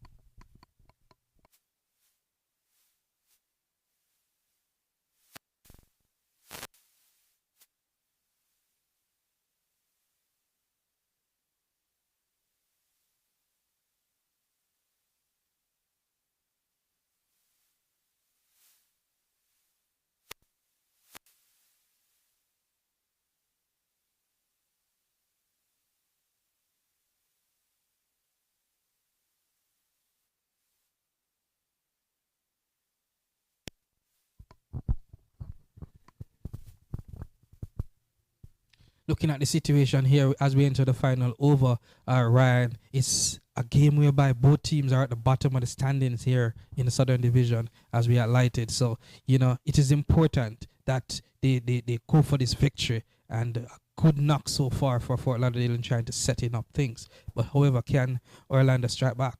Well, they left the responsibility into the hands of Rohit Dutchin for the last over. It's a short delivery, high in the air, and he's caught at the boundary. Captain Nasir makes no mistake. Safe pair of hands. Also a master's in computer science. The captain delivers. Yes, definitely not in line to hit that delivery. Maybe not a natural, a big hitter, but the circumstances of the game forced Shamari Brown made the wicket. Get a hold of it, easily being dismissed out there. Good offer because of the circumstance of the game, like you said, but pay the price as the captain does not drop. Fort Lauderdale, though, they feel good the fact that the batsman did cross during that. So Morgan, who is more accomplished batsman, arguably a bigger hitter, he has gotten an innings, a 6 in the innings so far. So he now has the opportunity to face another 5 deliveries. Question is, do he take a single or does he stay there and try to hit as much ball as possible to perhaps get this run rate from 8.3 to maybe 9 by Morgan the end? I think he's going to think that he's batting with a tail ender. I'm going to play through the line of the ball. I get 2s or 4s. I mean, if the single is there, you have to take it. But I think his shot making, his stroke selection is going to be thus: swing for the hills, love me or leave me. Yes, anything over 150 would be comfortable for the Lions team here. So, Dutchin, the wild card, 2 overs. So he has 2 for 8 from 1. Down the leg side, hits the pad, cannot be a wide. And they took Morgan off strike. Exactly what Dutchin wanted, Dutchin gets. Stuff happens though, who knows? What if Prasad can definitely swing the willow? You know, he could be You shall see Ryan Prasad, who's able to get the Lions over the 150 total, which, you know, would be above par and comfortable in their run setting. known for his bowling. Let's see if he can deliver with the bat. Dutchin. Oh, and he's bowling. Ryan Prasad has lasted all of one delivery. So it answers the question, what can he do with the bat? And the big off spinner gets the wicket. Beautifully bowled. Wasn't in the frame there to be playing that shot, to be looking to go over the top. Good bowling there on the part of Dutchin, pitching it right up, and you know, it was that a leading edge as well, but definitely went on. And clearly Prasad is not the best of batsmen. Nothing special with the delivery. I just believe Ryan Prasad, first delivery, just trying to do too much with it. So, 145 for 8. The new batter, there's been a procession of batters. Have to believe the tail seems to be a little long with the Fort Lauderdale Lions. So, 8 wickets down. The runs have stopped. Into the wicket comes number 12, Elton Tucker Jr. His dad is in the crowd. Dad look at himself. Junior, big man, bowls left-arm orthodox. You will see him with the ball featuring for the Lions. And he's indeed a US under-19 invitee. Clearly one of the future players for the United States cricket program. He's primarily a bowler, left-arm bowling all-rounder, but he's capable with the bat. Naturally a stroke player than a big power hitter. But, you know, circumstances can bring the best out of players. Will he be going against the off-spinner, Dutchin? He has 3 for 8. Oh, he's bowling. Beautifully bowled by Dutchin. No flight. On off stump. Perfect line, perfect length.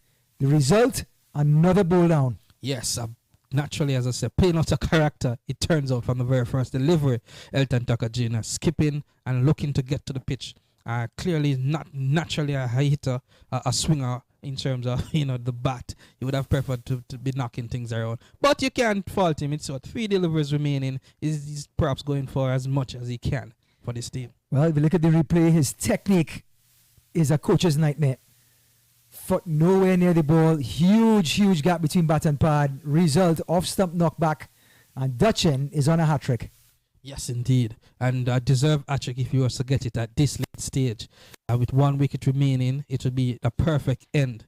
Notwithstanding, however, one feels that the Fort Lauderdale Lions, having scored 8.2 runs so far, are definitely on par with 145 off 18 overs to defend. So they have done okay. They would have perhaps want additional runs in terms of cushion, the Fort Lauderdale Lions. But for what it is worth, a decent comeback for Orlando Galaxy, because at one stage the Lions looked as if they were going to make 160 or 170. Well, he's scheduled as a batter. Atul Iyer comes in righty. He has 2 deliveries to face. I'm sure Morgan is saying, just put batter ball and let me get the last ball at least. And Dutchin, who's spinning a web, has now 4 wickets. He's on a hat-trick. 3 and it's wide outside off stump. Will the umpire allow him to stay on a hat-trick? Yes, he does. Oh, my. It is a wide, so it does not count as a ball. So Dutchin still has 3 wickets from 4 deliveries. And here he comes. And the appeal for LBW, umpire not interested. Ball going down the leg side, a leg by. And it gives a chance for Morgan to face the last delivery, but the damage is done already in this over. Yes, Dutchin missed out on the hat-trick there, but as you rightly say, damage has been done. Good comeback, thanks to him. Last delivery. He plays through it over mid-wicket, and square leg takes it. Deep square leg takes it. Dutchin gets 4 wickets in the over. And is that the last delivery? I believe it is. 4 wickets from 6 deliveries in the last 6 deliveries has bowled out the Fort Lauderdale Lions for 147. And Rohit Dutchin has been a hero in this innings. Hero in terms of ensuring that the Lions don't get any more additional runs to what they have done so far, having batted well in the first and middle part of their innings. So Dutchin has led the comeback for the Galaxy to limit the scoring, which has ended at 8.2 for the Fort Lauderdale Lions. A good par score, 147 off 18 overs. It's now for the bowlers to do the work if you're a Fort Lauderdale fan. So the Lions winning the toss. Roy Silva, the captain, 25 off 13, setting the tone for this innings. Followed up anchored sort of innings by Dan Zahayat. Jermaine Javel Glenn. Yes, definitely the star of the show. I mean, Glenn, who has scored 100 at this level already, he's currently on 53, and he made 53 per se and led the batting effort here. 2 chances dropped in that Glenn innings, but got the 53 to push the total to 147. Bowling, Sumit Sarawat started off 3 overs, 1 for 17. As usual, Mr. Economical. Nana Sakthi comes in.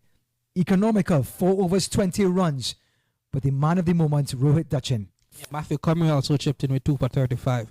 But for what it is worth, Dutchin, definitely the star of this bowling effort for the Galaxy. 5 wickets for a mere 9 runs off 2 overs. Excellent. Given the responsibility to bowl the last 6 balls, got 4 wickets. A hero in his own right.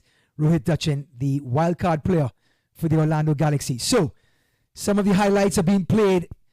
Ryan Davis, Jermaine Lanneman, Fort Lauderdale Lions set a total of 147 for 9. Sorry, all out. It might be enough for this Orlando Galaxy to chase. We shall see in only moments.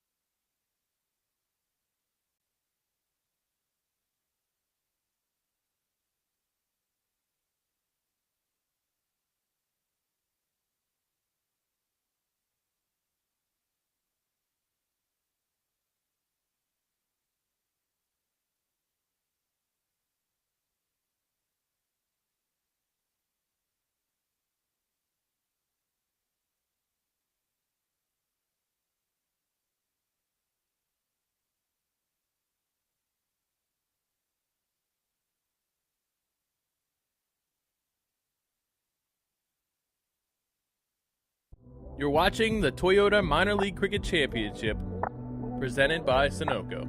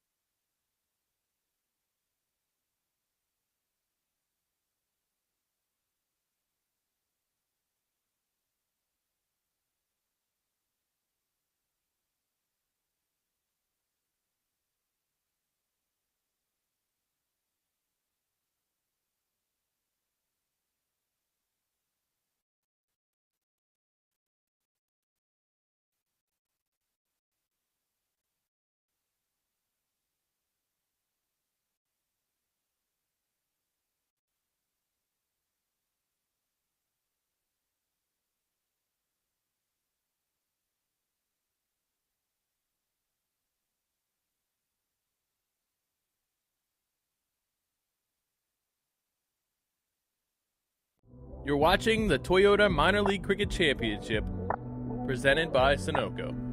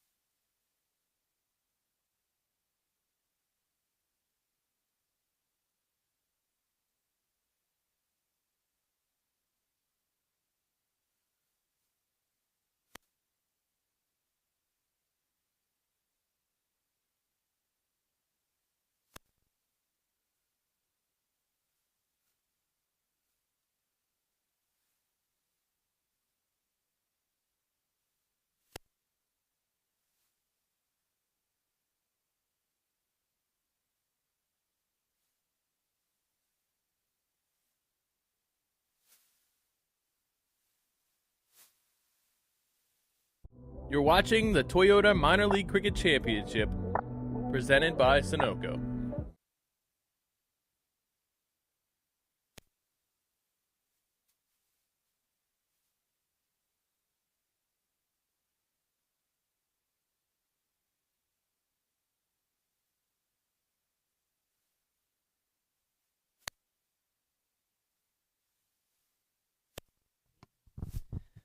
Welcome back to beautiful Broward County Stadium, Fort Lauderdale, Florida.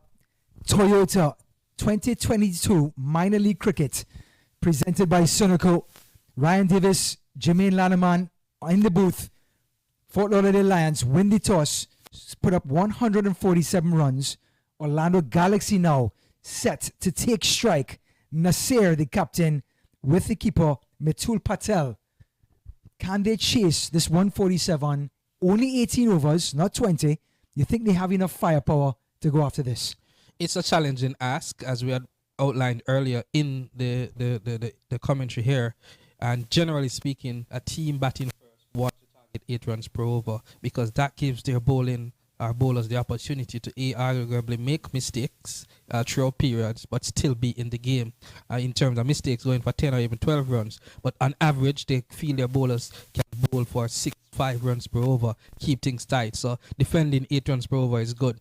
Defending 147 is what the Lions would want. But for the batting team, in this case, Orlando Galaxy, they would still feel that, if they do well during periods and can score 8, 9, 10 runs per over and average 6, they'll be right there at the end. Well, opening bowling from the commentary end, none other than Masood Mohammed, the left-arm spinner, has done a great job so far for the Lions this season, taking the new ball, bowling left-arm orthodox. He has 6 wickets already this season, and he's bowled very, very tight, very economical to Patel. Down the leg side, just turned away. It beats the backward square, and looks like they're going to come back for 2. No, they don't. Bit of caution by Nasir, the captain. Yes, so for Orlando's purpose, they have 2 batsmen here. The captain, who's generally a good batter, he will want to be able to can bat as much overs as possible, and to keep the run rate 6 runs per over or more. Not allowing things to get past 10, and towards the back end of the innings, look to draw to catch victory. Nasir backing across. It's a shortish delivery by Mohammed. Didn't get to the height that the batter would have expected, but it's been consistent, the bounce of the wicket. Nasir not really cutting loose this season. The captain has 90 odd runs, has a 40 under his belt. It's another short delivery, and he whips it into cover. On the back foot, it's a sort of a back foot cover drive. Just a lot more risk than anything else. A little hesitation between the run-ins, between the pair there, Patel and Ahmed. It could have been worse had one of them committed more. But fortunately, they had not committed and got back. So, the protection for Mohammed, a deep mid-wicket and a long on for the right-hander. Mohammed seems to be attacking that leg stump. We saw Kari Pear yesterday bowling those arm balls for the left-hander to the right-hander, pitching middle leg and just continuing on. Mohammed just seems to be using his natural spin, outside leg, and turning. And he's going after it. Mid-wicket's there. He's going to go over mid-wicket, and it's a maximum. Exactly the way the Fort Lauderdale Lions innings began. Nasir, the captain for the Galaxy, has obliged and done the same. Yes, indeed. A very good 6 here. Pitching outside leg and axing short as well. Axing to be hit and not missing out was Nasir there. He finally picked up the length of Mohammed and the line and just whipped it over mid-wicket for 6. Better bowling is required from Mohammed to keep things more tight. He's going after this now. The confidence is there. And it's another 6. Can this be the day? El Capitan Nasir gets underway. 2-0, finishes the first over, 13 without loss. Orlando Galaxy tried.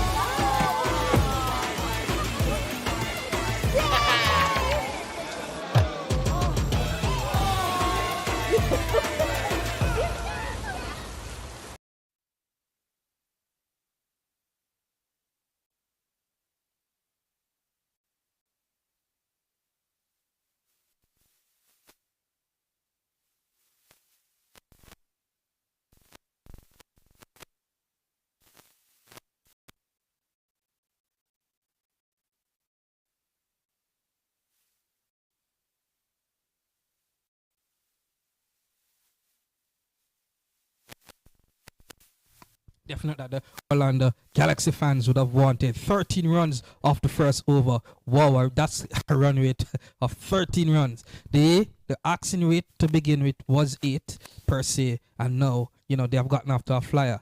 It's for them now to play intelligent cricket, because in this first power play, 6 overs, again, you want to keep things in the momentum in your favor for Orlando. Can Vinakota tidy up that first over by Mohammed? Oh, he's gone through the line of the ball. It's over points. 1 bounce and it's rolling. 4 runs. Well, we get our answer. Anything with a little bit of width, these batters willing to take advantage of the power play. Yes, and the captain here of the Fort Lauderdale Lions team, Roy Silva, must be scratching his head.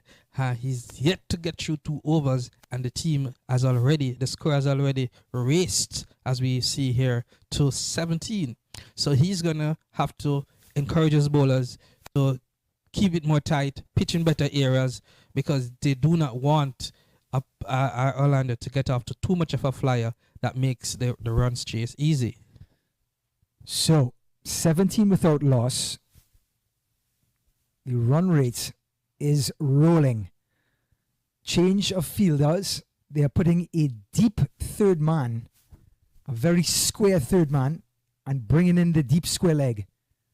There is also a deep cover. A lot of protection on the offside. Vinakota, Patel. Patel swings through it, and the fielding change pays off. Thick outside edge. They get 1. Yes, and we must point out the captain of this Orlando team, Ahmed, is a first-class player, and he would have. He's currently 32, but he would have played a game at that level, quite capable, and he'll be no doubt wanting to show his class here. 12 runs so far from 5 deliveries. He'd want to put in a captain knock. That is Ahmed. Vinakota, Patel. He tries to lift this one over mid-on. Didn't get all of it. It ended up going to mid-wicket.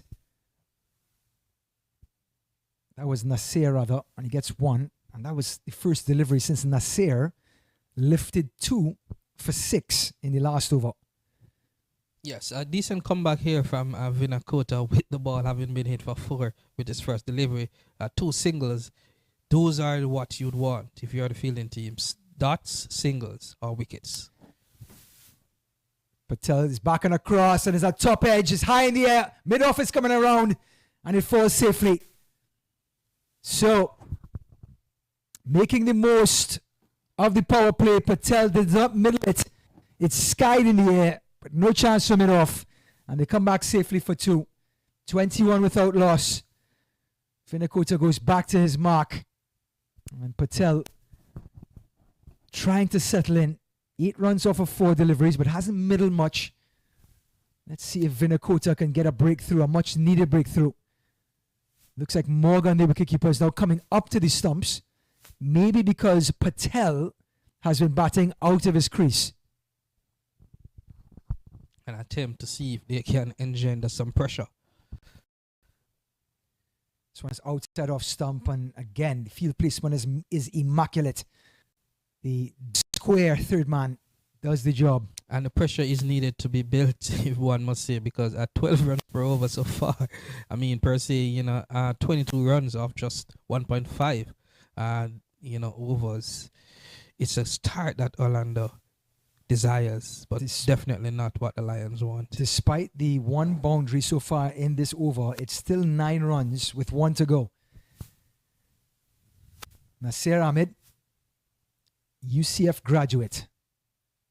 Outside off stump, flashes, no wide.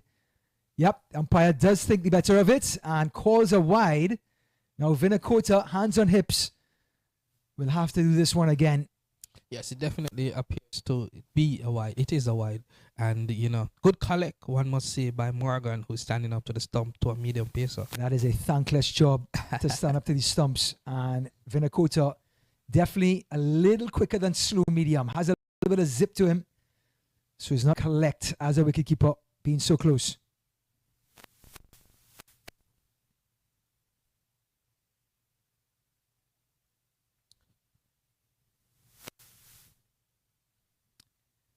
Nasir. Oh, and he's played a beautiful shot over extra cover. That's gone for 6. His third 6 for the innings. Nasser climbs to 19, and it's a beauty of a shot, Jermaine. Yes, muscling that one, as we would say, over the mid-off region, over the boundary as well. Good shot to play. I mean, it wasn't entirely there, but he did.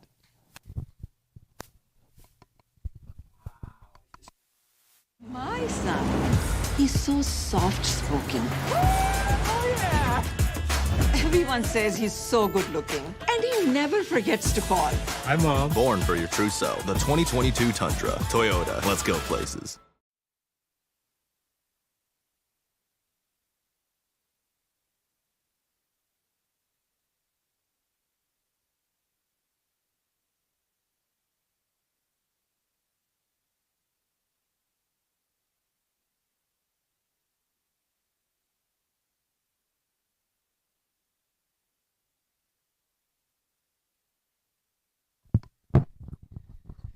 Change of bowling. 2 overs gone. None for 29. Shamari Brown coming in from the commentary end. Had a fantastic spell yesterday against Atlanta Lightning. But he's bowling to Mitul Patel, and the man on the non-strikers end, Nasir, knife of Olga, making this chase, Jermaine, look very reachable after 2 overs. Yes, indeed. And we must put this game into context. We'll do so after this delivery, because these teams are struggling in the division and struggling in the league per se. Brown. Patel just beats the outside edge. Yeah. And one thing we see in T20 cricket, in the power play, the lack of foot movement is prevalent. Mm-hmm. So it should have been a case whereby 6 defeats and 2 losses to the Lions. They are midway the season. They need to start winning to turn around their campaign. And there's Patel lifting it over the infield. Going to come back for an easy 2, taking advantage of the power play. Remember, 6 overs the power play. We're only 2.2 in, and Galaxy making the most at 31 without loss. Yes, and if my memory serves me well, the Orlando team, they have lost 5. While the Lions have lost 6, Orlando has lost 5. So both teams need a victory to turn their campaign around. The battle of the turnpike continues. Brown. And at this time, it's Patel, got more of it, but lands in the same region. Come back for another 2. And one must say they can turn it around, Ryan, because, you know, if you have played 7 games of 14, which these teams, 7 and 8, I believe, games so far, it means that you just need a winning run. You understand me? So winning here would perhaps build the momentum. If you win 5-6 games, I'm sure you'll be challenged for one of the 2 available playoff spots. Momentum is real in sports. Brown, Patel. And that is the line, and that is the length. Not too much width for the right-hander, right at middle. Only enough for Patel to play forward. So Patel sounding or signaling to the dugout, looking for either gloves or a bat. We shall find out at the end of the over. 2 left. Patel is down, gets to the ball, and comes back for 1. Excellent cricket there. Good use of the feet, good chip and drive, and forcing the issue per se. There was mid-off, but, you know, good running, good fielding as well, a good pick-up and throw, but good cricket all around, both from the batter and the fielder there. A real sense of anticipation by Patel, looking like he was going to go after Brown no matter what. Nasir Ahmed, 19 off 7 in full flow. This one is shoved into the pad, as they say. So the protection, and that's the end of the 3rd over. 34 without loss after 3.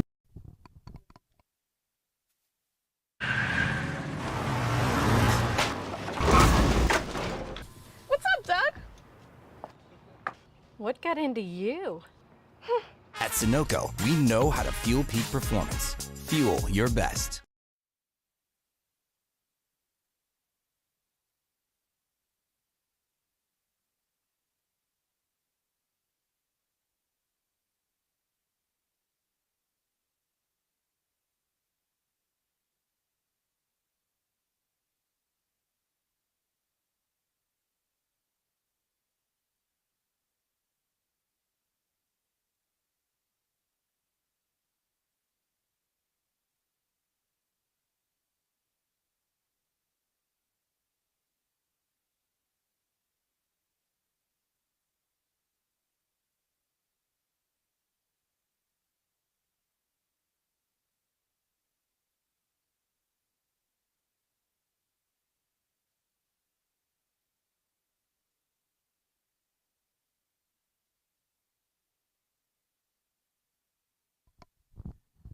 Welcome back to Broward County Stadium. 3 overs gone, 34 without loss. Orlando Galaxy going after 147. They got 10 wickets, bowling out the Lions. 114 needed off of 15 overs. Here's Elton Tucker Jr., tall left-arm spinner, his first delivery. And he's coming from the northern end.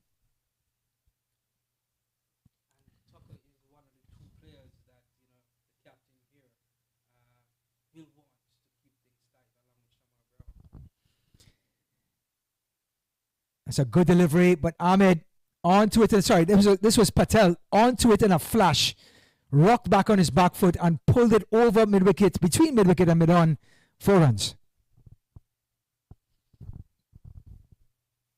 Junior just dropping a little bit short. And great footwork and judgment by Patel just to whip that around between mid-wicket and mid-on. So, a boundary, putting pressure on the young left-armer. So the young left-armer's minor league cricket career, 21 matches. And he has 9 wickets. That's between last season and this season. USA youth product. This one has a little bit of air.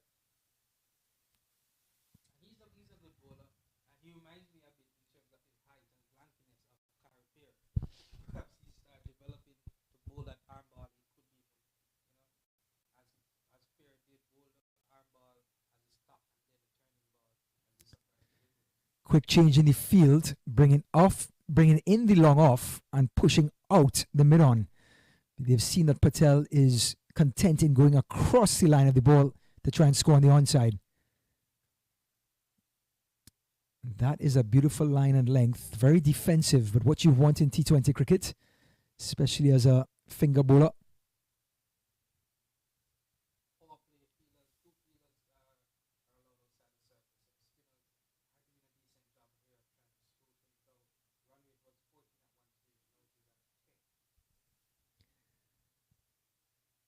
Comes across the body and it's just past cover. Deep point comes across. Looks like they only get 1. Mithul Patel, after watching Ahmed go after the bowling, now starting to gather some pace. 19 from 15. The opening pair, 39 they've put on in a mere, and the 4th over hasn't finished as yet. But Tucker Jr. making some arrangements, some adjustments, bringing in the deep cover and putting a deep mid-wicket and a deep mid-on to give protection on the onside. Ahmed goes after it and it beats cover. They just brought in the point, Beats him in his 4 runs. Beautiful square drive by Ahmed. Another boundary. He goes to 23. After 4 overs, it's now 43 for 4. Without loss.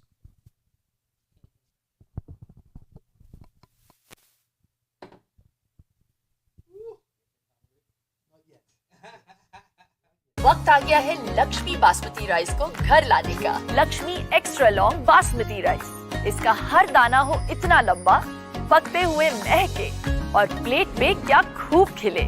हाँ, मेरे घर लाने का।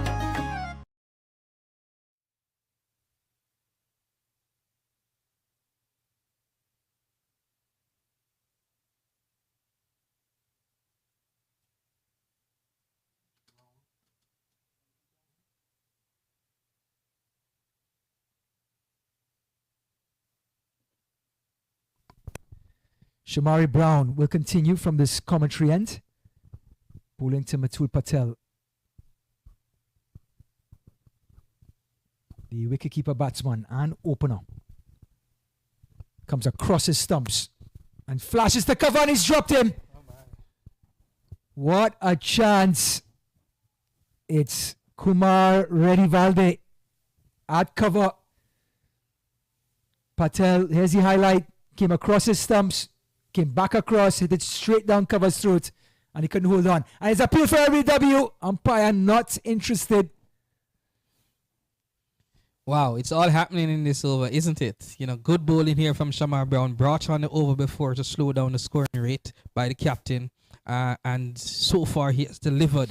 And he should have gotten a wicket there on that first delivery. But it has turned out that this is good captaincy as well here by Mohammed. Patel a little bit shaken up by the drop catch and that leg before appeal, and the captain went down, talked to him and said, hey, keep it going. Well said, Jermaine. Brown and Patel this time goes over cover. Still in the power play, and that one's gone. Umpire still waiting for the decision. 6 runs. Yep, trying to clarify, doing his duty, the umpire. And we shall wait for his signal. Yep, signal is 6. So Patel being beaten a couple of times by Brown. Nasir, like Jermaine pointed out, went down and spoke to him. Gets to the pitch of this one. Gets under it. Maximum. Put it in the scorebooks. Inside over, one of the most eye-pleasing shots in cricket. You know, getting under that delivery, playing it against the spin, and in this case, with the spin inside over the cover region for 6. So it shows that Patel does have class, and no doubt that talk from the captain would have settled him and say, come on, we cannot afford to lose a wicket. Yeah, he's gotten his head back in the game. 49, one away from a 50 partnership.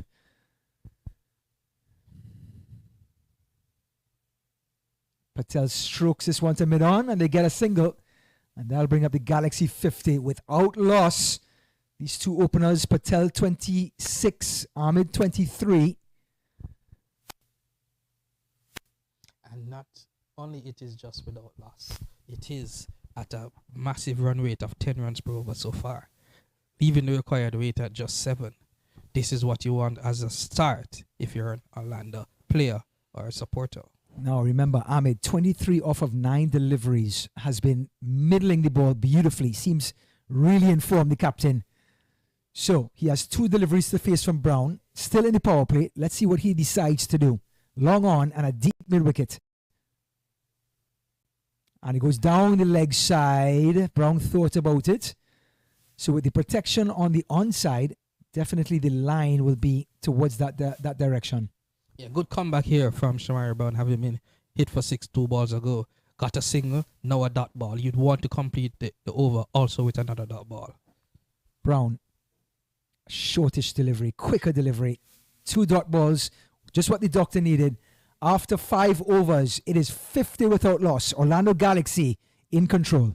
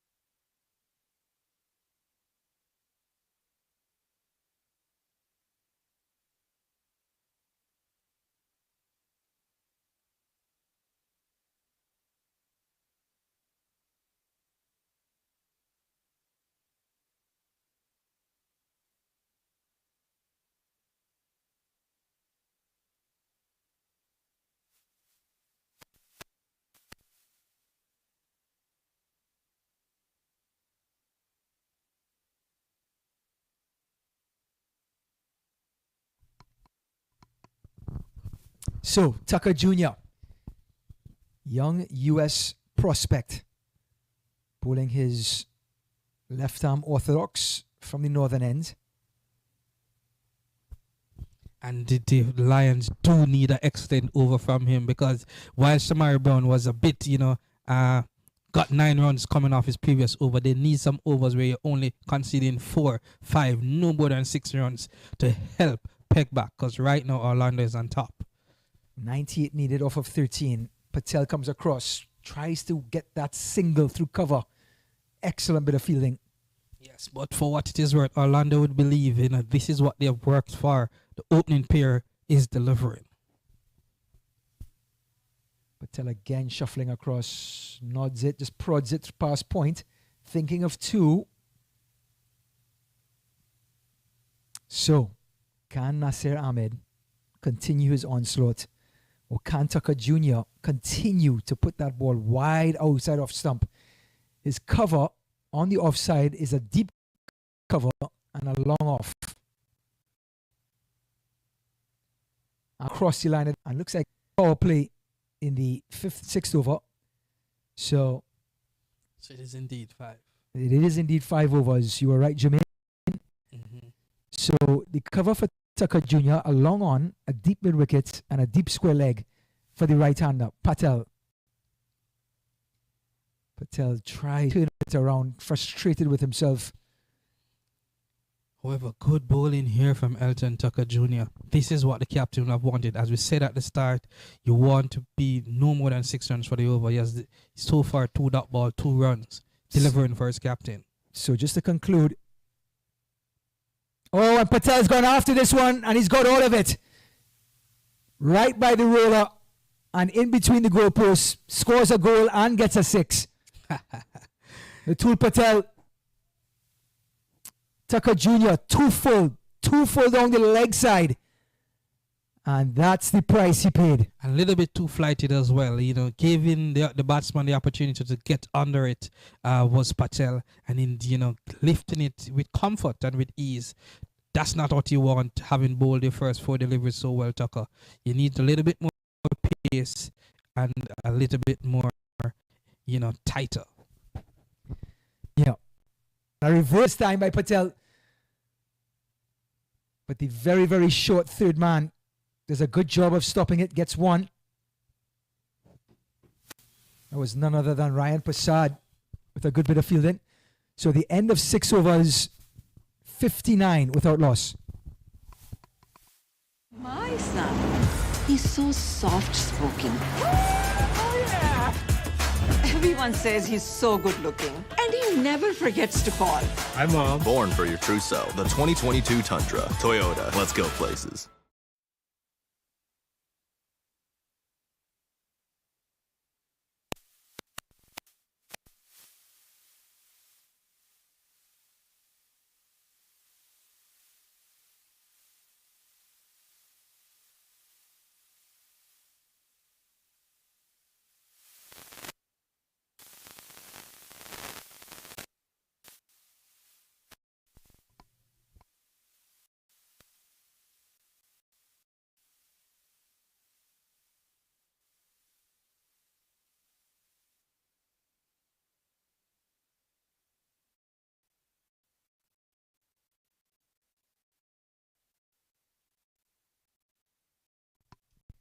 So, first of a double head up, and it's going to be the captain coming up in the commentary end. Bowler Nasir Ahmed, captain on captain crime going on here in the bat pike. He has to try something. His frontline spinners aren't really definitely in the frontline. Pate didn't deliver earlier, and 8 runs, you know, 15 loss after 6. Oil charge, so Silva has to try something. Long on, deep mid wicket, deep square leg on the onside. And he goes right to the pads. Stop the boundaries, get the 1. So on deck, Atlanta Lightning, winning their 2 games yesterday, have now drawn even with the Atlanta Fire. However, Shamar Springer, because of his contributions, their run rate 2.5, the best in division. Lightning have come. This one's done beautifully, not much. Roy Silva bringing all his international experience, having represented Sri Lanka in T20 internationals in the past, to bear here as the captain of this Lions team. Just recognizing all we need to do is get the ball in the right areas, right line, right length, and, you know, force the batsmen to be creative rather than giving them free hits. And this one is beautifully bowled, perfect length. Not much the batter can do about it. His modus operandi here, Silva, would be, you know, keeping it, as we say, at roughly a run a ball. So he'll give you the 6 runs per over in which they will need to be bowling now to get back into the game, and not the 9 and 10 that the other bowlers are given. So the protection on the offside, a long off and a deep cover. And this is a full toss, but it caught Nasir by surprise. Just the 1. And Roy Silva will take the 1s all day. And tell you what, so to show you how Orlando is, even if it turns out to be 6 runs per over, the current asking run rate is 7. So they are okay with just taking the 1s and the 2s. They don't necessarily need any boundary, Orlando, at this stage, because they are well in charge. Roy Silva Patel keeps shuffling in his crease, in and out, trying to throw the bowlers off their line. Come back for 2. Patel 38. Not the biggest of hitters, but definitely productive, an accumulator of runs. Patel can dig deep and hit the 6, but very, very content in just taking the scoreboard over. Yes, brilliant batsmanship being displayed here. They got off to an early start and they're making the adjustments in just pacing the innings, both Patel and Ahmed.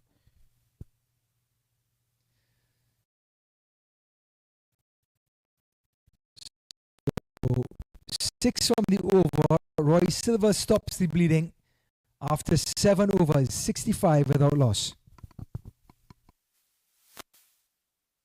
1, 2, 3.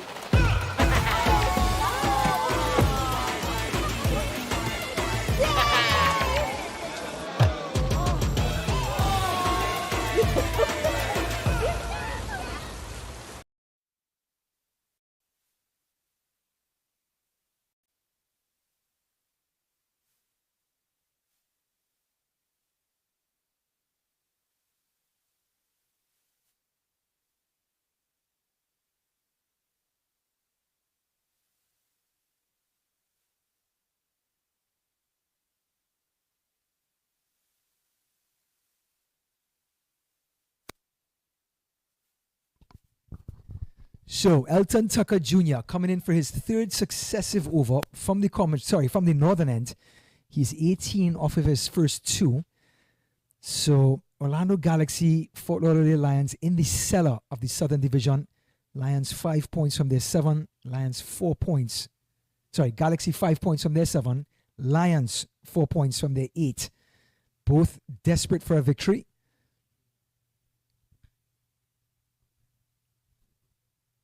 This one's short, and he's got all of it. No, it doesn't. It holds up, but it's just enough to carry over long off. And Nasir Ahmed gets his 4th 6 of the innings. Fortunate, you'd want to say there. Didn't get under it enough, didn't get enough bat, but just enough to take it over the boundary. That fielder there on the edge tried his best to stay hang. I think that looks like Javel Glenn, but in the end, it was just not good enough to go for a catch. It was the young Glenn. He's probably the tallest after Tucker Jr., so if he couldn't get it, no one can get it. Junior, Ahmed, full toss. Cover comes around. Ahmed not interested with 2. You would not be. That's what I'm trying to say. And you can see the captaincy of Nasir Ahmed out there leading the charge here. Getting a boundary early, no mistake. And Patel, who he has calmed down in the past, is learning that we're large and in charge. Let's keep it that way. Patel 38 of 28. Shuffles in his crease, comes back across, and it's an outside edge. He looked to play it through point, but Tucker just got enough turn to get the edge and come back for 2. I'd want to say maybe behind point, he was looking, for that back drive, the square drive per se, and, cut the thick outside edge, maybe the extra bounce from the lanky Tucker. But nonetheless, the intent was to play it behind point and, worked out for him in the end. Patel gets to the pitch of the ball. Glenn is out there. Round of applause by the keeper. He likes the length of Tucker Jr., the variation. Yes, and I think the flight and bounce is happening for young Tucker. As I say, if he develops an arm ball, he should turn out to be quite a good bowler. Lions desperate for a wicket. Can they get the captain, Ahmed, who's been aggressive, playing across the line? 2 men out in the deep, just the 1. Yes, good going there. Having gotten so far, 9, 11 runs from the over. Both the captain, Ahmed, and the Patel are just, having a walk in the park at the moment. They're enjoying themselves. Silva, in the meantime, will be one. And outside of him, who was fairly economical last over, what else can they do to get back in the game? Oh, and this one is back to Tucker Jr. It beats him, so Patel agrees to the run. So Orlando Galaxy is as happy as Jermaine eating his apple at 77 for none after 8 intro.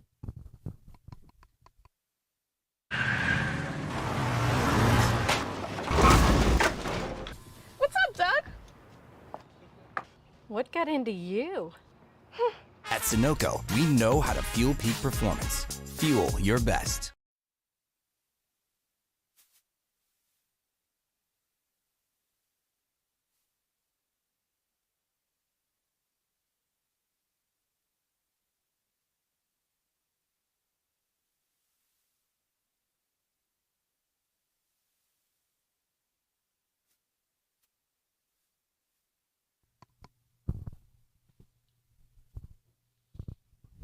So we're approaching the midway mark here. The batting team is really doing very well, Ryan and Davis, as it relates to the type of start they needed, chasing what was a par score of 8 runs per over, 147. But the captain himself, Roy Silva. Oh, it's a slow delivery, but picked up beautifully by Patel. And you can tell, Jermaine, when two players are seeing the ball as big as a watermelon, the slow ball, the quicker ball, they're picking it up and middling it and scoring runs even off the good deliveries. Yes, indeed. It doesn't really matter at this stage because, as we point out, they know where they are. They need Orlando need a victory, and they're saying the Lions are behind them. We have to keep on top here. Beautiful delivery. Round of applause by Morgan, but it sneaks past Roy Silva, just the one. Problem for Silva, who is bowling again another good over, is that who is going to take the wickets for him? He's doing a good job of containing, limit the run scoring, but who is going to make the breakthrough to start get them back into the game? Yeah, Roy Silva's slow medium is there for a reason, to stop things up. Yep, just to vary the pace and the bounce, just to have the batters second guess, not allow them to middle the ball. But yeah, Tucker Jr. has been a little bit expensive on the other end. A bit of a disappointment for the Lions in this game. I tell you what, there's a bowler, Javel Glenn, who bowls leg spin. And maybe, I don't know if somebody may just go to Silva and say, let's try him, let's give him one. He hasn't been a frontline bowler for us, but the left arm and finger spinners are not doing the job. This is both Shamar Brown and Elton Tucker Jr. Let us try a wrist spin. I would try for Glenn and see if he can, purchase a wicket. Is Roy Silva, captain to captain, and Ahmed just plays across the line. It's the sort of the inside edge of the bat. Come back for an easy one. No boundaries so far. A question from one of the viewers is this wicket providing any turn, Jermaine? Yes, it is. I mean, we saw Tucker getting a lot of bounce and turn from the northern end. So yes, it is there, but you have to be good spinner to get it. Oh, another lovely change of pace by Roy Silva. That question came from none other than a fantastic cricketing mind himself, Ian Walters, very much a student of the T20 game. And looking at the Fort Lauderdale turf, an international cricket ground, West Indies will be playing India within a month's time on this very ground. It is definitely the cream of the crop in USA when it comes to its fields. Silva right into the block hole, and he's billing a gate. That will be the 6th single. 12th overall. He has so far bowled 12 deliveries. 12 singles, you're right. 12 singles. So it's the old picket fence from Roy Silva, and it's 9 overs gone, 83 without loss. Took that last corner pretty quick. Sir, I need one hand on the roof, one hand on the pump. Timeout for Sunoco Go Rewards. Keep pumping. With new Sunoco Go Rewards, when you fuel, you save, because rewards come first.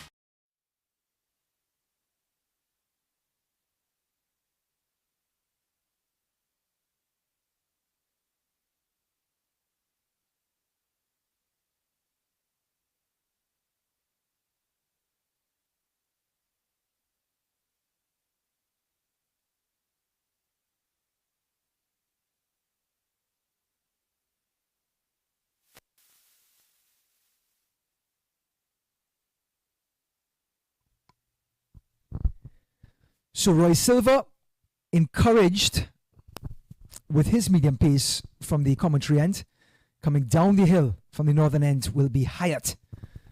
He is a former West Indian player, still within the circle of West Indies cricket. And he's going to try to continue to stop the boundaries, put the pressure on Patel and Ahmed, You ask the question. You beg to ask the question. However, though, Ryan, if this is the perfect strategy being employed by Silva, which is just trying to limit runs, who is going to take the wickets? Because at this stage, with Patel and Ahmed seem so set, perhaps he should have been trying a wrist spinner or somebody to get a wicket rather than himself and Hyatt, who are medium pacers, who will just try to just bowl in the block hole and limit to singles. Well, Hyatt's protection. On the offside, he has a third man, a deep cover, and a long off. On the onside, he has a long on and a deep mid-wicket. Oh, sorry, a deep forward square, I should say. Hyatt. It's a beautiful ball in action, but I tell you what, Ahmed's gone after it. Can he take the catch? If he's held on to it, Chanderpaul, he's held on to it. Another fantastic catch.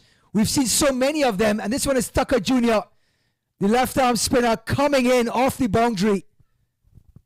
He's held on to it. The umpires seem to be very happy with it. Some fantastic catching so far this weekend, Jermaine. Yes, indeed. Brilliant effort there. We look at it on the replay here. If it is taken clean, which we think it happened, it would be an outstanding catch because he was coming in. He lost his footing somewhat, didn't have his balance, but he still kept his high, kept his composure, and kept hang on to that ball. Well, the medium pace did the job. Roy Silva, he knows better than us, I'm sorry to say. 37-21, the captain goes. A brilliant captain's innings. And now, coming in to the wicket, number 21, we're going to have none other than Shivnarine Chanderpaul's son, Tangerine Chanderpaul. We know him as Brandon Chanderpaul, one of the stars of the show last year for Orlando Galaxy. He's returning this year. He's in the West Indies squad. He is very much in the conversation in West Indies cricket. The prospect following after his father's footsteps. I should never say that. It's unfair to the youngster, but I have to. I'm a broadcaster. And he's going to face, I shouldn't say his first delivery. Patel had the heads, the whereabouts to cross halfway. So Patel is going to face Hyatt, and Chanderpaul will get a chance to get acclimatized in the non-striker's end. Finally, a breakthrough here for the Lions. The part-time bowler, Danza Hyatt, a batsman, but a medium pace in his own right. I thought that Ahmed dismissal, it wasn't necessary for him to go for that big shot, but Hyatt made the breakthrough. Hyatt. Patel, and that's beautifully a wristy shot through point, and he's going to beat everyone. 4 runs, Batul Patel. Vintage shot. Those remind you of, the Bacchuses and the Kalichirans, arguably back in the days, just, with his broad hat, to see easing back and working that behind point. Through point per se. Good shot from the batsman here, Patel. That was very much Kalicharan-esque, or Roy Kanai. Yes. Rohan Kanai, rather. So, beautiful shot by Patel. He goes to 49, 1 away from his 50. Only took him 35 deliveries. And if he continues to go in full flow, it's going to be easy pickings for Orlando Galaxy.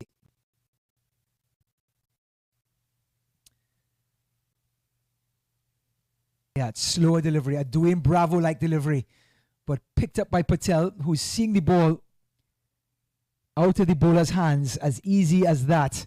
2 more. And 50 for Patel. Moves 1, 89 for 1. The opener has really set the tone for the Galaxy. And the welcome applause from the team supporters and the Galaxy teammates and supporters. Recognizing Mitchell did have a very good knock here and setting up the team 89 for 1 for what, so far is a comfortable chase. Hyatt. Patel shuffles across, opens the face of the bat, but points there. It is an 18-over affair, and for what 7 runs is needed now for the batting team, that is where you want 6 or 7 runs to be chasing any batting team in the world in a 20-over contest. So they're, as we said, they're in charge, thanks to this man here, Patel, primarily. Patel plays through the line. Cover it. They're going to come back for 2. Yes, they do. Trying to pull back safely. Moves on to 50. Flowing, 8 so far on delivery. Yes, they got Ahmed out, but Patel crossed when the ball was in the air and is continuing to do damage. Yes, indeed. Good going by Patel. He, however, would want to ensure that he ends this game not out. Chandapal has come in, but he doesn't want to be dismissed, Patel. Oh, beautiful slow ball again by Hyatt. But more importantly for Hyatt, he gets his single off the last delivery, which means 10 overs gone. 9.2 runs they've scored off each. 92 for 1. We'll be back.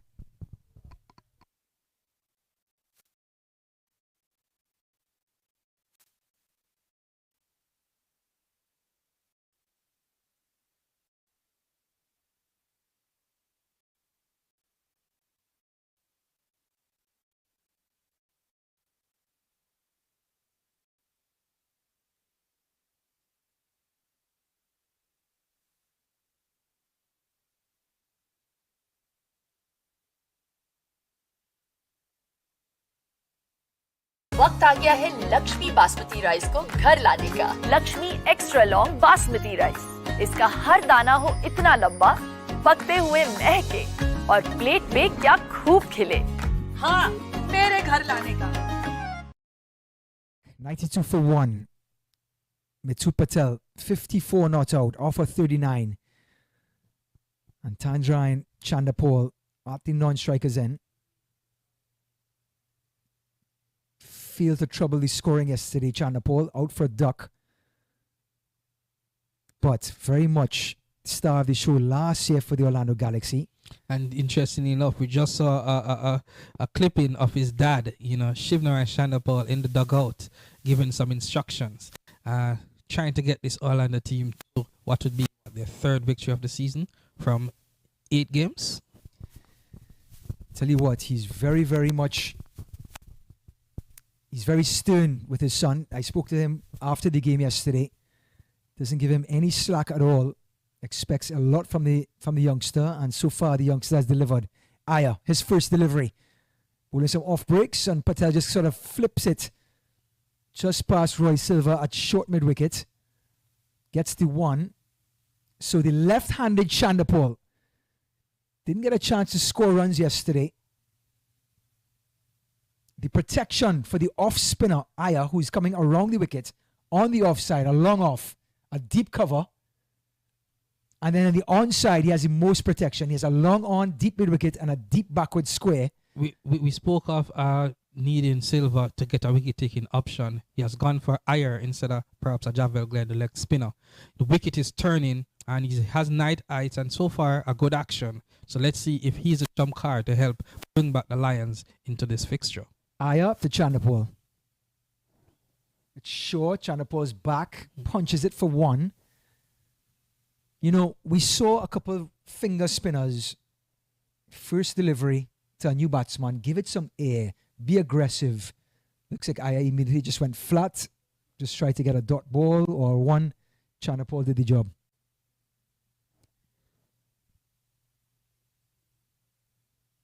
Good delivery by Iyer. But they still get 1. A sign of a classy and well-coached team. Remind you that Tanjarayan Chandapal's dad, Shivnarayan Chandapal, is the coach for this Orlando Galaxy team. So even the good balls are getting 1s, and a time for the youngster to maybe get a score today.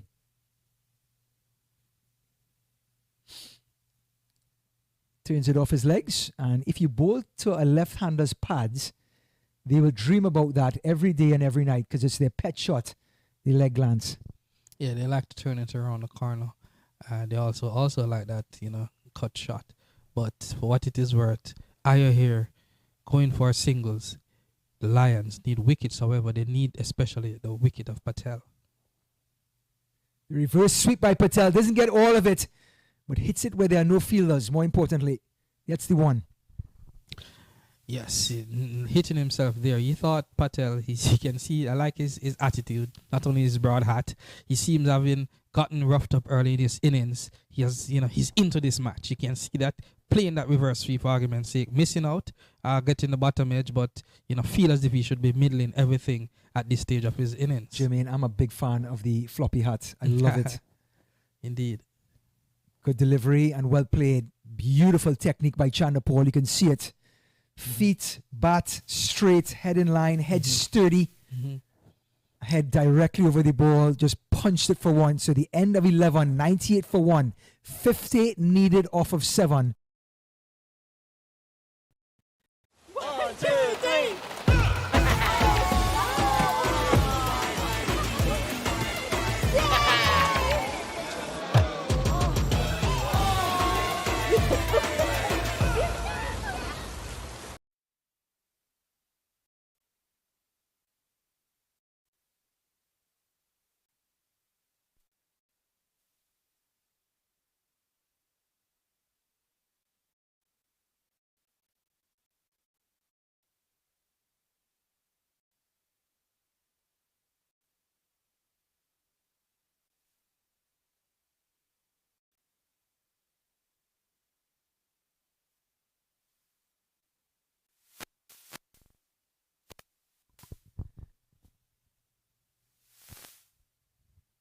Good.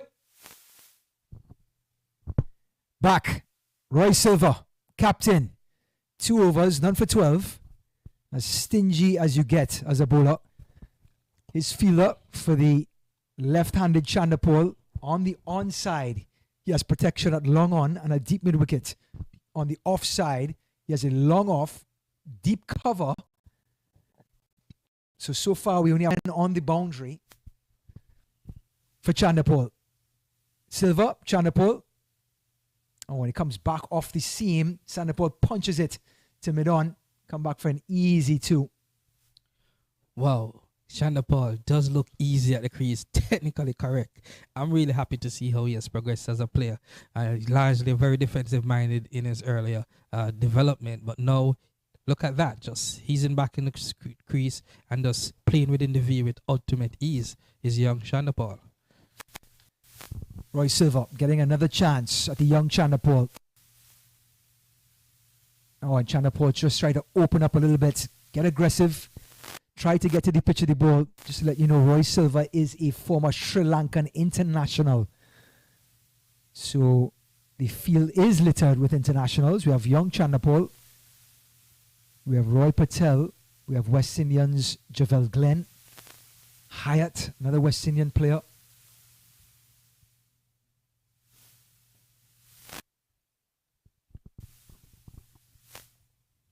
And it's good to see Silva per se changing ends here. He has replaced Tucker. He believes that he's the best option.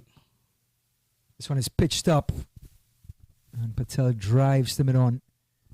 Yes, so he has changed end and, you know, introducing Iyer. He's trying stuff. I like how he's not necessarily allowing any bowlers to really lose the game for them. He's trying his best to use whatever and whoever he has in his armory to limit run scoring and see where best he can get a wicket. Do we now second guess Roy Silva's decision to bat first?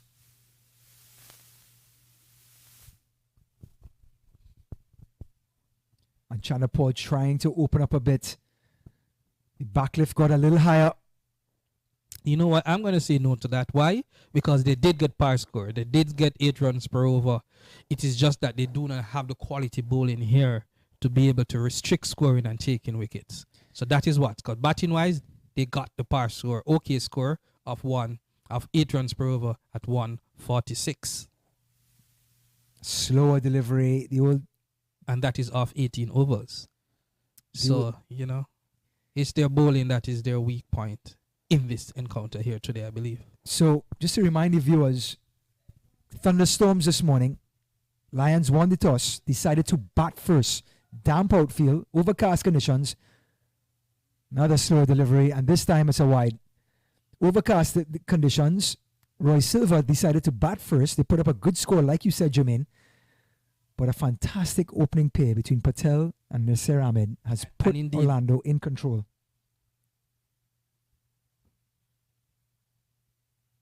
Again, he goes for the slow delivery. Again, Patel goes for it. High in the air, long ons there. And Roy Silva gets his man.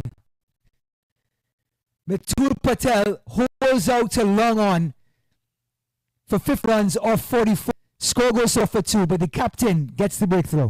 Yes, not certain if Patel needed to be playing that shot or going for the big shots at this stage with his team, just needing 7 runs per over, having done all the hard work. But if you may say it's a good comeback from the very competitive captain here, Silva, a little bit more slow, a little bit more wide, and Patel was drawn into trying to go for the 6 over long on, skied it, and is eventually had to take that walk back to the pavilion.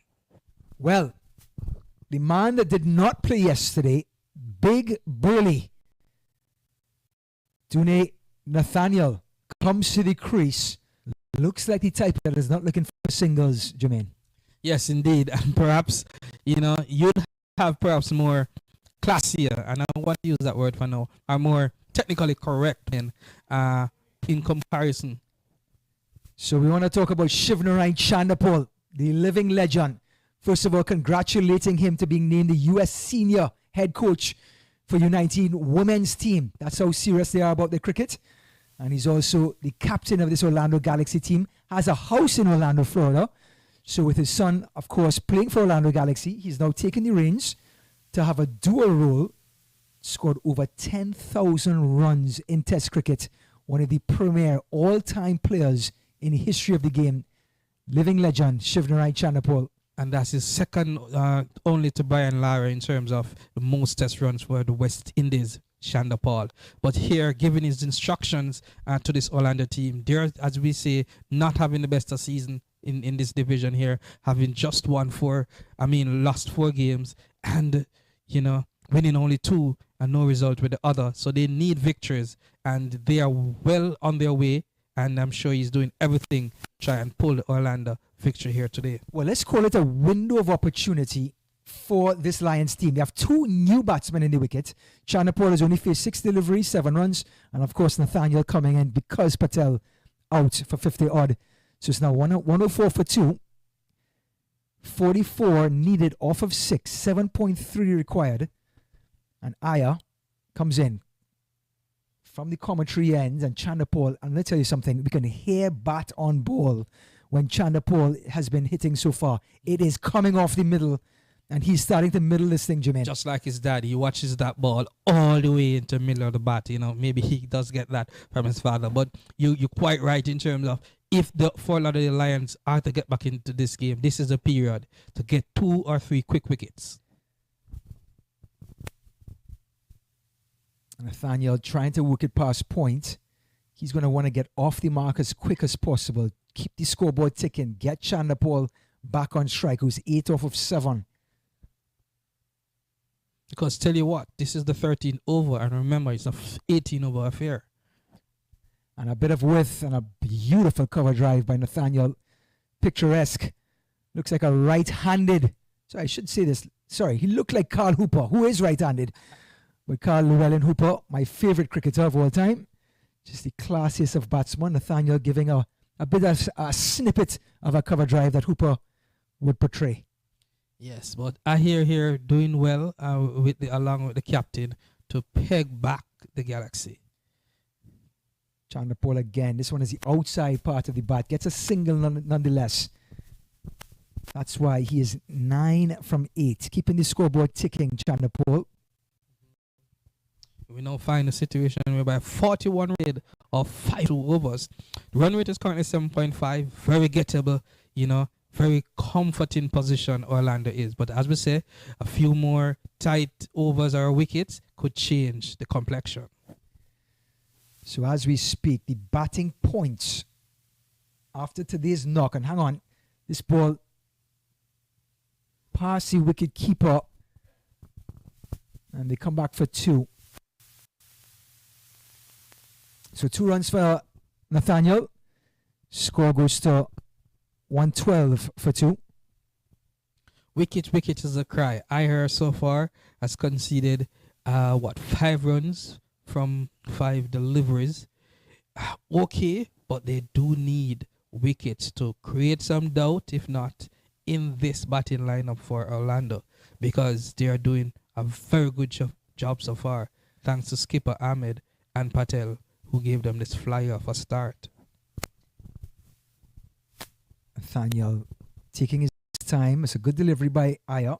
tell that Nathaniel is a new batsman. As a result, 109 for 2 after 13. We'll be back. My son, he's so soft-spoken. Oh, yeah. Everyone says he's so good-looking, and he never forgets to call. Hi, Mom. Born for your true self. The 2022 Tundra. Toyota. Let's go places.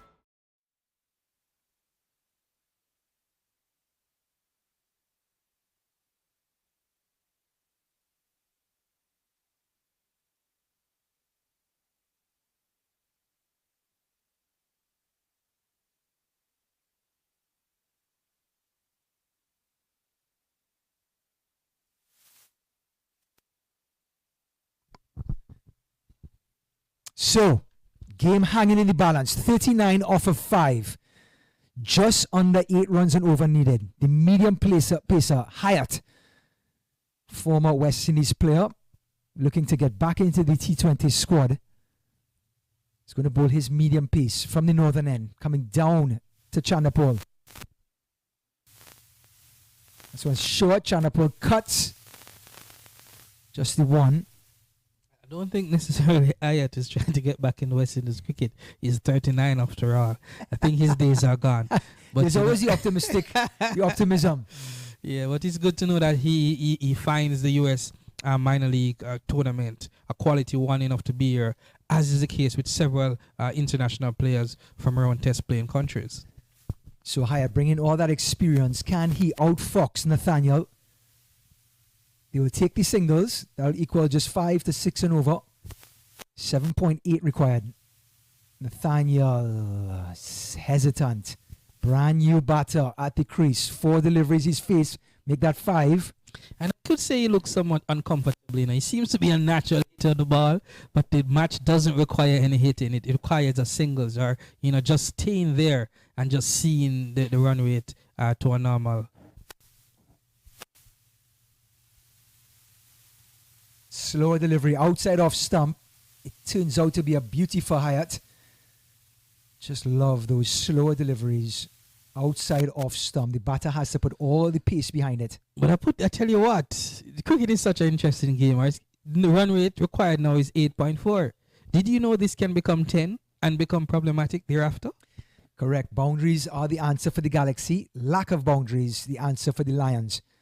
And Nathaniel a little close to him this time. Drives the mid-on. No harm, just the one. So Orlando, notwithstanding they were in front for such a large part of the game. And still, requiring 8 runs per over, you'd feel as if you still gave the batting team the edge. But the moment that moves up to double figures, if it does, 10, Fort Lauderdale will believe they still have a shot.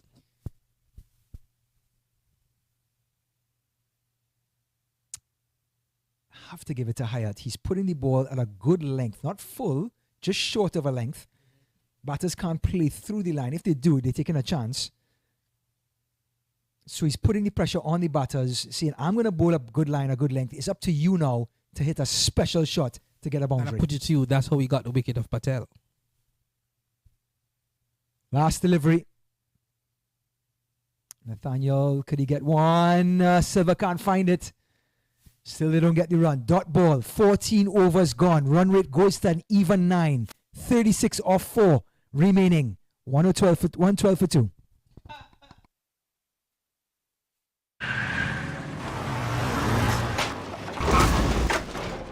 What's up, Doug? What got into you? At Sunoco, we know how to fuel peak performance. Fuel your best.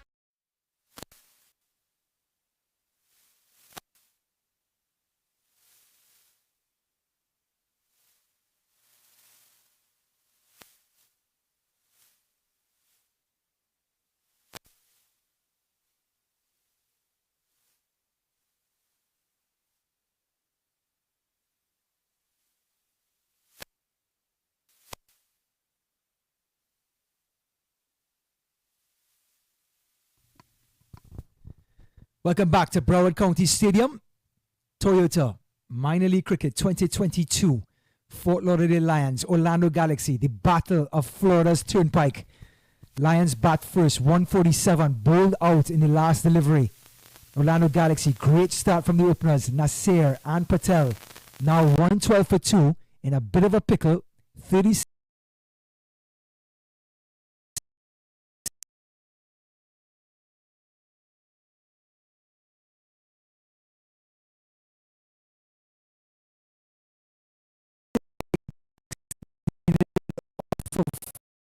For 9 runs and over, and Chanderpaul has had a bit of an impact. Yes, indeed. What he did, as we saw, 2 times good, why it goes out because he is the and it's as we're going for double figure there, then the bowling team will feel as if they can defend their total.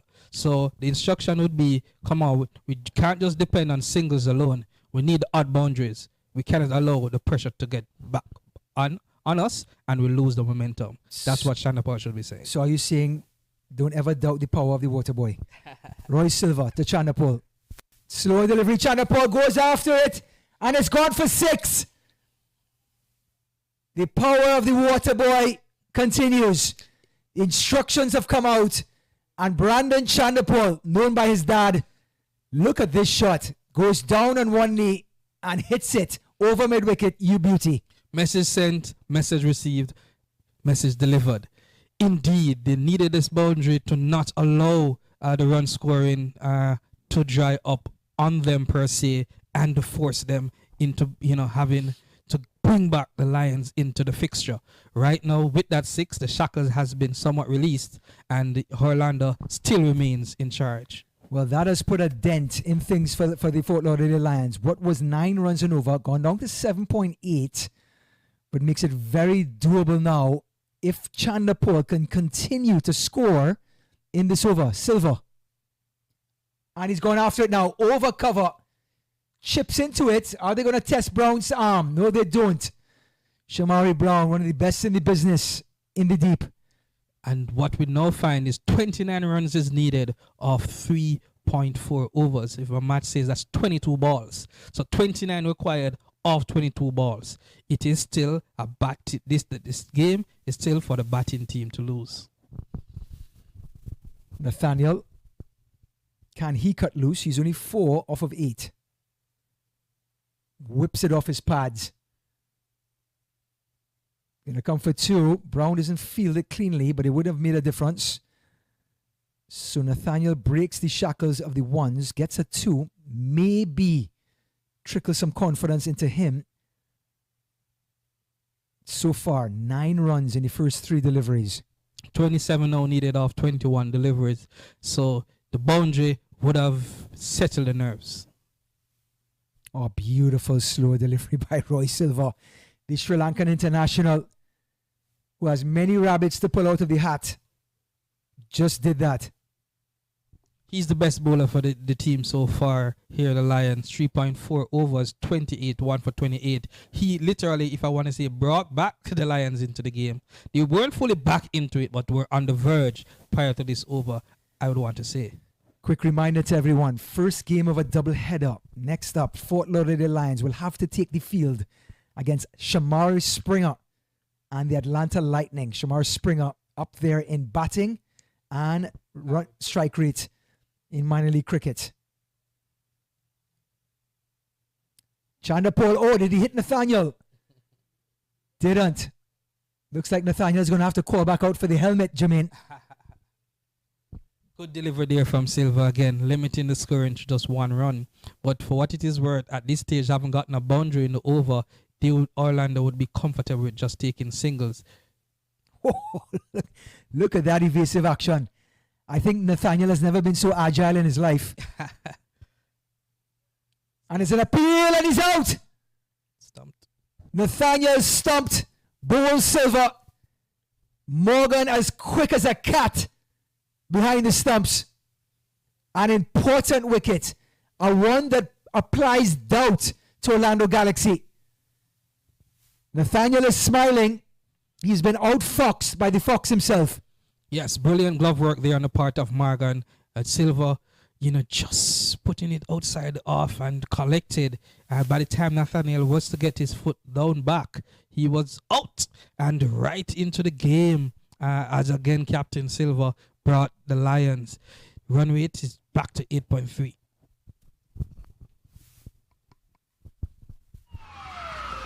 Took that last corner pretty quick. Sir, I need one hand on the roof, one hand on the pump. Timeout for Sunoco Go Rewards. Keep pumping. With new Sunoco Go rewards, when you fuel, you save because rewards come first.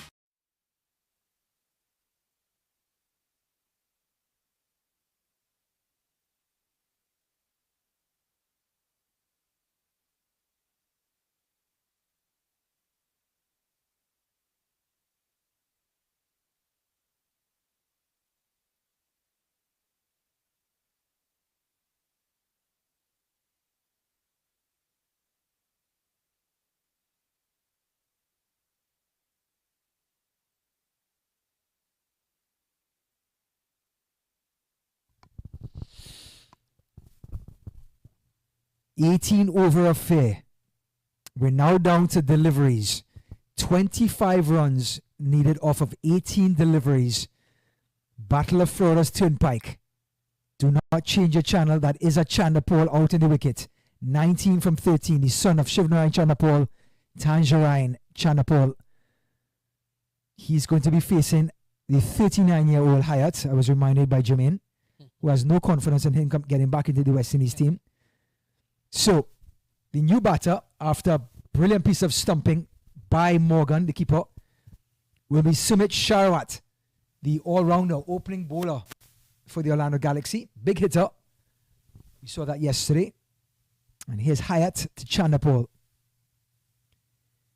Chandapol opening the face of the bat. Doesn't get one.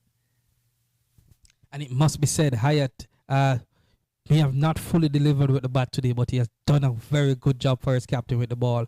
12 runs with 1 wicket from his 2 overs prior to this. And the argument is he got the important wicket of Patel, which has created the doubt in Orlando chase here.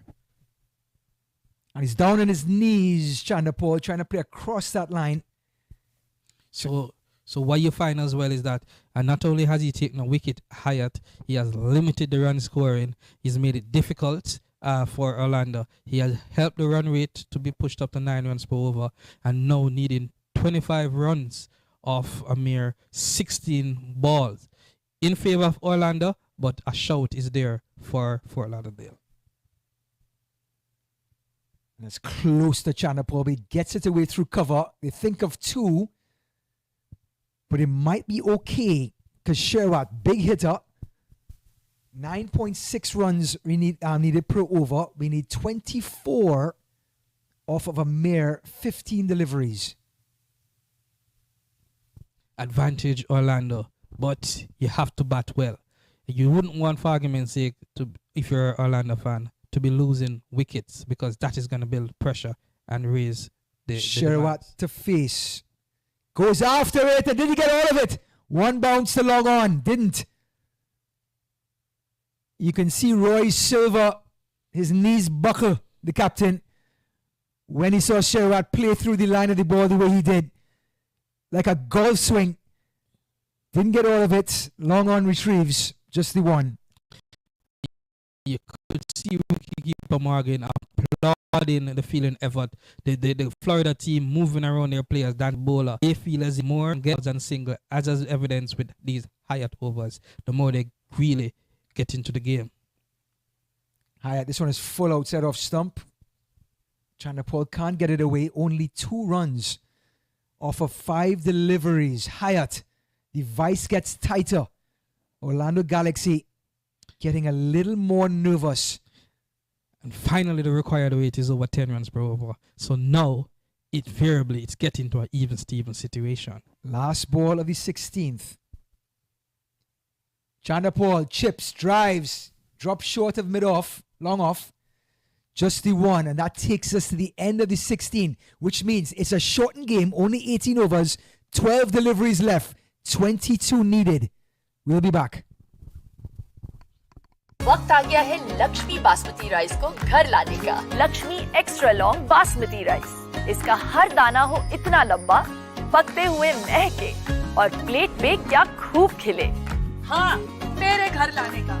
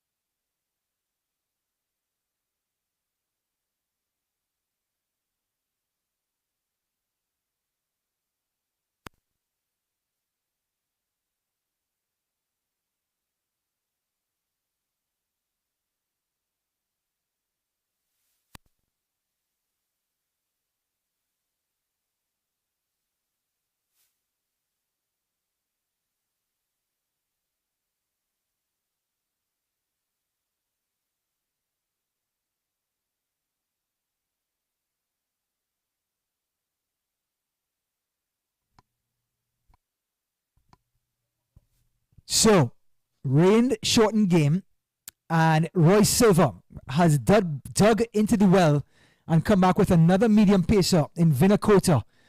Vinakota roughed up 16 runs on his first over.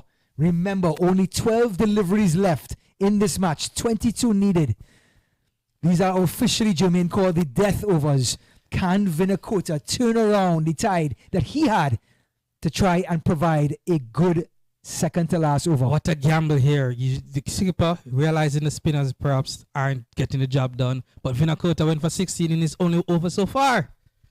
Chanderpaul playing through the line. They're going to run it anyway. They have wickets in hand.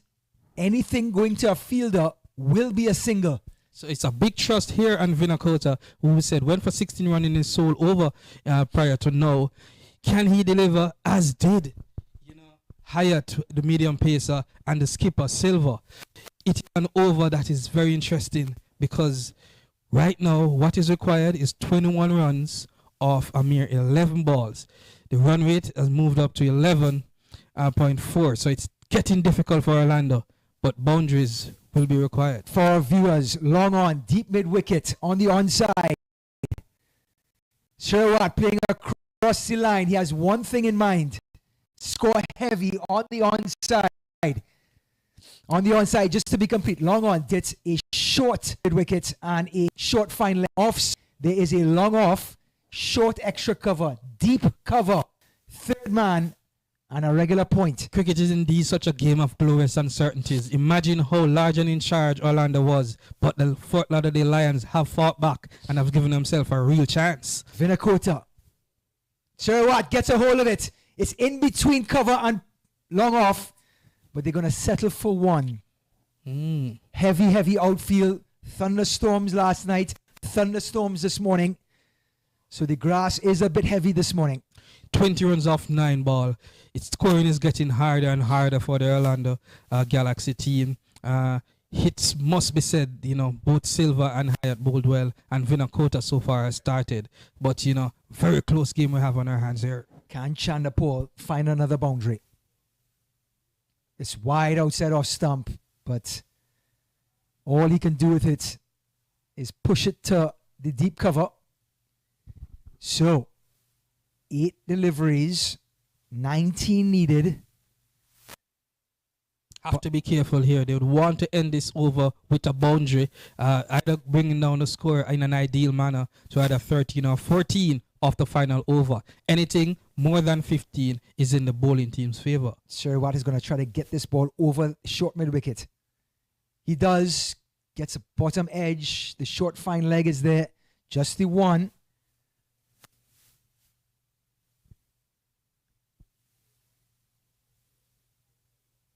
$18 required.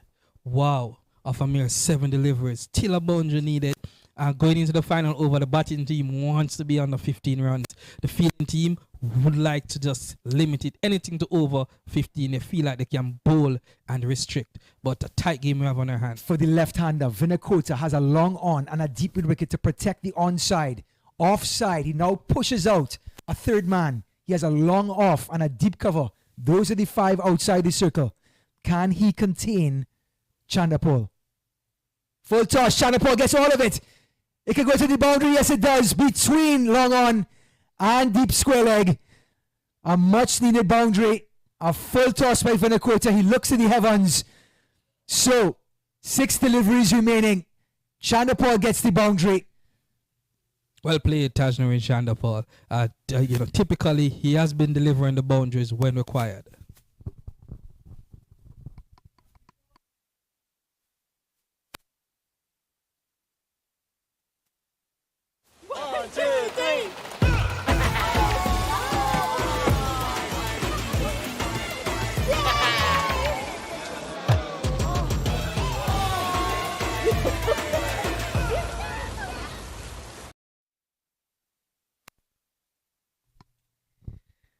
We are back in Broward County Stadium. Toyota 2022 Minor League Cricket.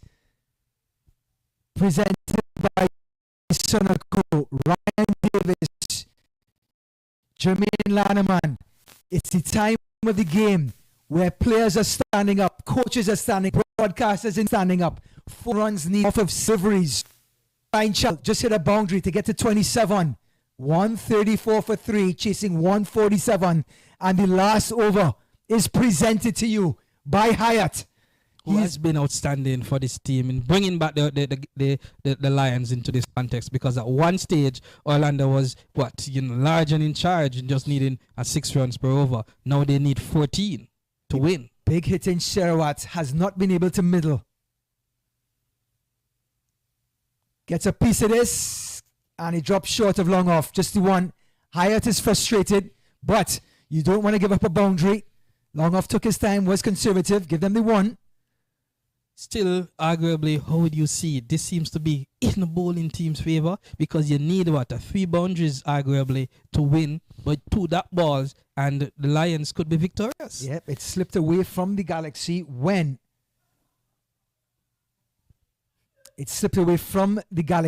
their 2 openers played. And here's Tajarain Chandapal.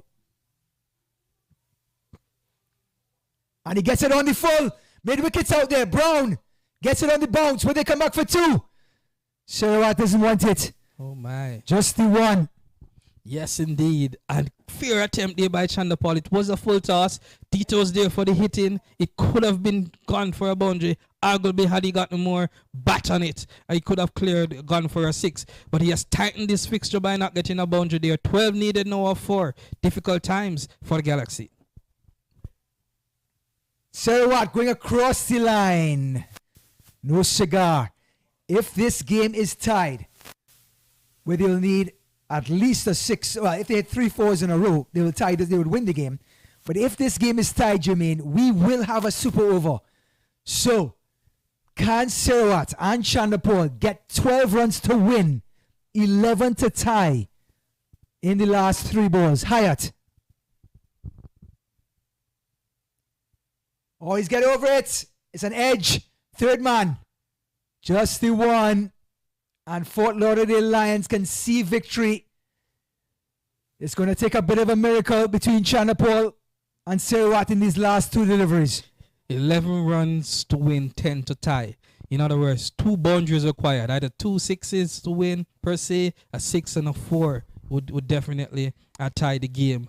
Can Chandapal do it? 28, maybe not his natural style to be a big hitter, but he's required here against Hyatt. Can he get the maximum? Oh, he's trying to whip it away, and that could be the victory for the Lions. Round of applause by the keeper, Morgan. And that will do. Delivery remaining. They're going to have to bowl it, but the Fort Lauderdale Lions have defended 147 runs. Roy Silva said before the game, they get past 130, 140, they can defend it, and they've done that, Jermaine. Yes, indeed. Excellent bowling from the part-timers, Roy Silva, the medium pacer, and Danza Hyatt. Particularly, Hyatt now completing his 4th over. Bringing back the Lions in after they were down and almost out. So the inevitable is here. Fort Lauderdale Lions. Sherawat swings through this one. No run. 138 for 3 after their 18 overs. And the Lions win the Battle of the Turnpike. No doubt a thrilling victory. Fantastic level of cricket, Jermaine. What stood out for you in the batting and bowling for the Lions? Indeed, a Battle of the Turnpike, you describe it. The 2 Florida teams here in the Southern Division of the Atlantic Conference of Minor League Cricket 2022. They're struggling at the bottom of the table, but looking at it, the Galaxy made errors in the sense that the latter part of their innings, because they did get a brilliant start from Matil Patel, who top scored at 57, and Ahmed pushing on, I believe it was close to a century partnership, and you thought the game was over from then. It was just about seeing it, but Tajarain Chandapal came in. He didn't necessarily keep the momentum going. 29 of 23, a lower than strike rate than the openers, and it did put pressure on the team, which counted in the end. Well, we talked about the part-time bowlers. Hyatt, 4 overs, 1 for 19. Just fantastic. Roy Silva himself got a little bit expensive at the end, but he went through a period where he locked things down and got that big wicket of Patel. Now, What else do you see after that? Man, I mean, arguably, the player of the innings who really won this game for the Lions, apart from Silva, would be Danza Ayat, the part-time medium pacer, 1 for 19 on 4 overs. Not only was he economical at 4.75, but he got a crucial wicket in the dying stages of Patel bowling a slower ball and outsfoxing Patel to get the wicket and keep things tight at the death. He is responsible, along with Silva, for this Lions victory today. Well, for Ryan Davis and Jermaine Lanneman, that's all we have for the first game of our doubleheader. Stay tuned. Fort Lauderdale Lions will take the field again against the visiting Atlanta Lightning. It is the Fort Lauderdale Lions winning this match over Orlando Galaxy to win the Battle of the Turnpike and continue to stay in the race.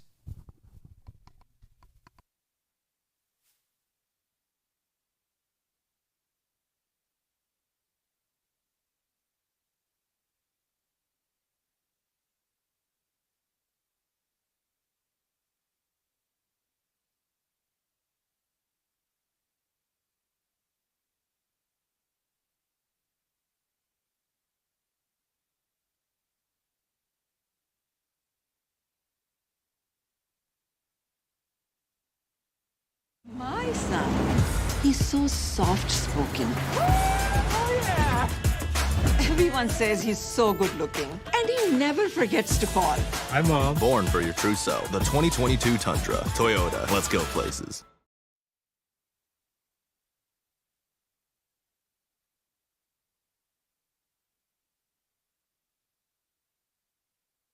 You're watching the Toyota Minor League Cricket Championship, presented by Sunoco.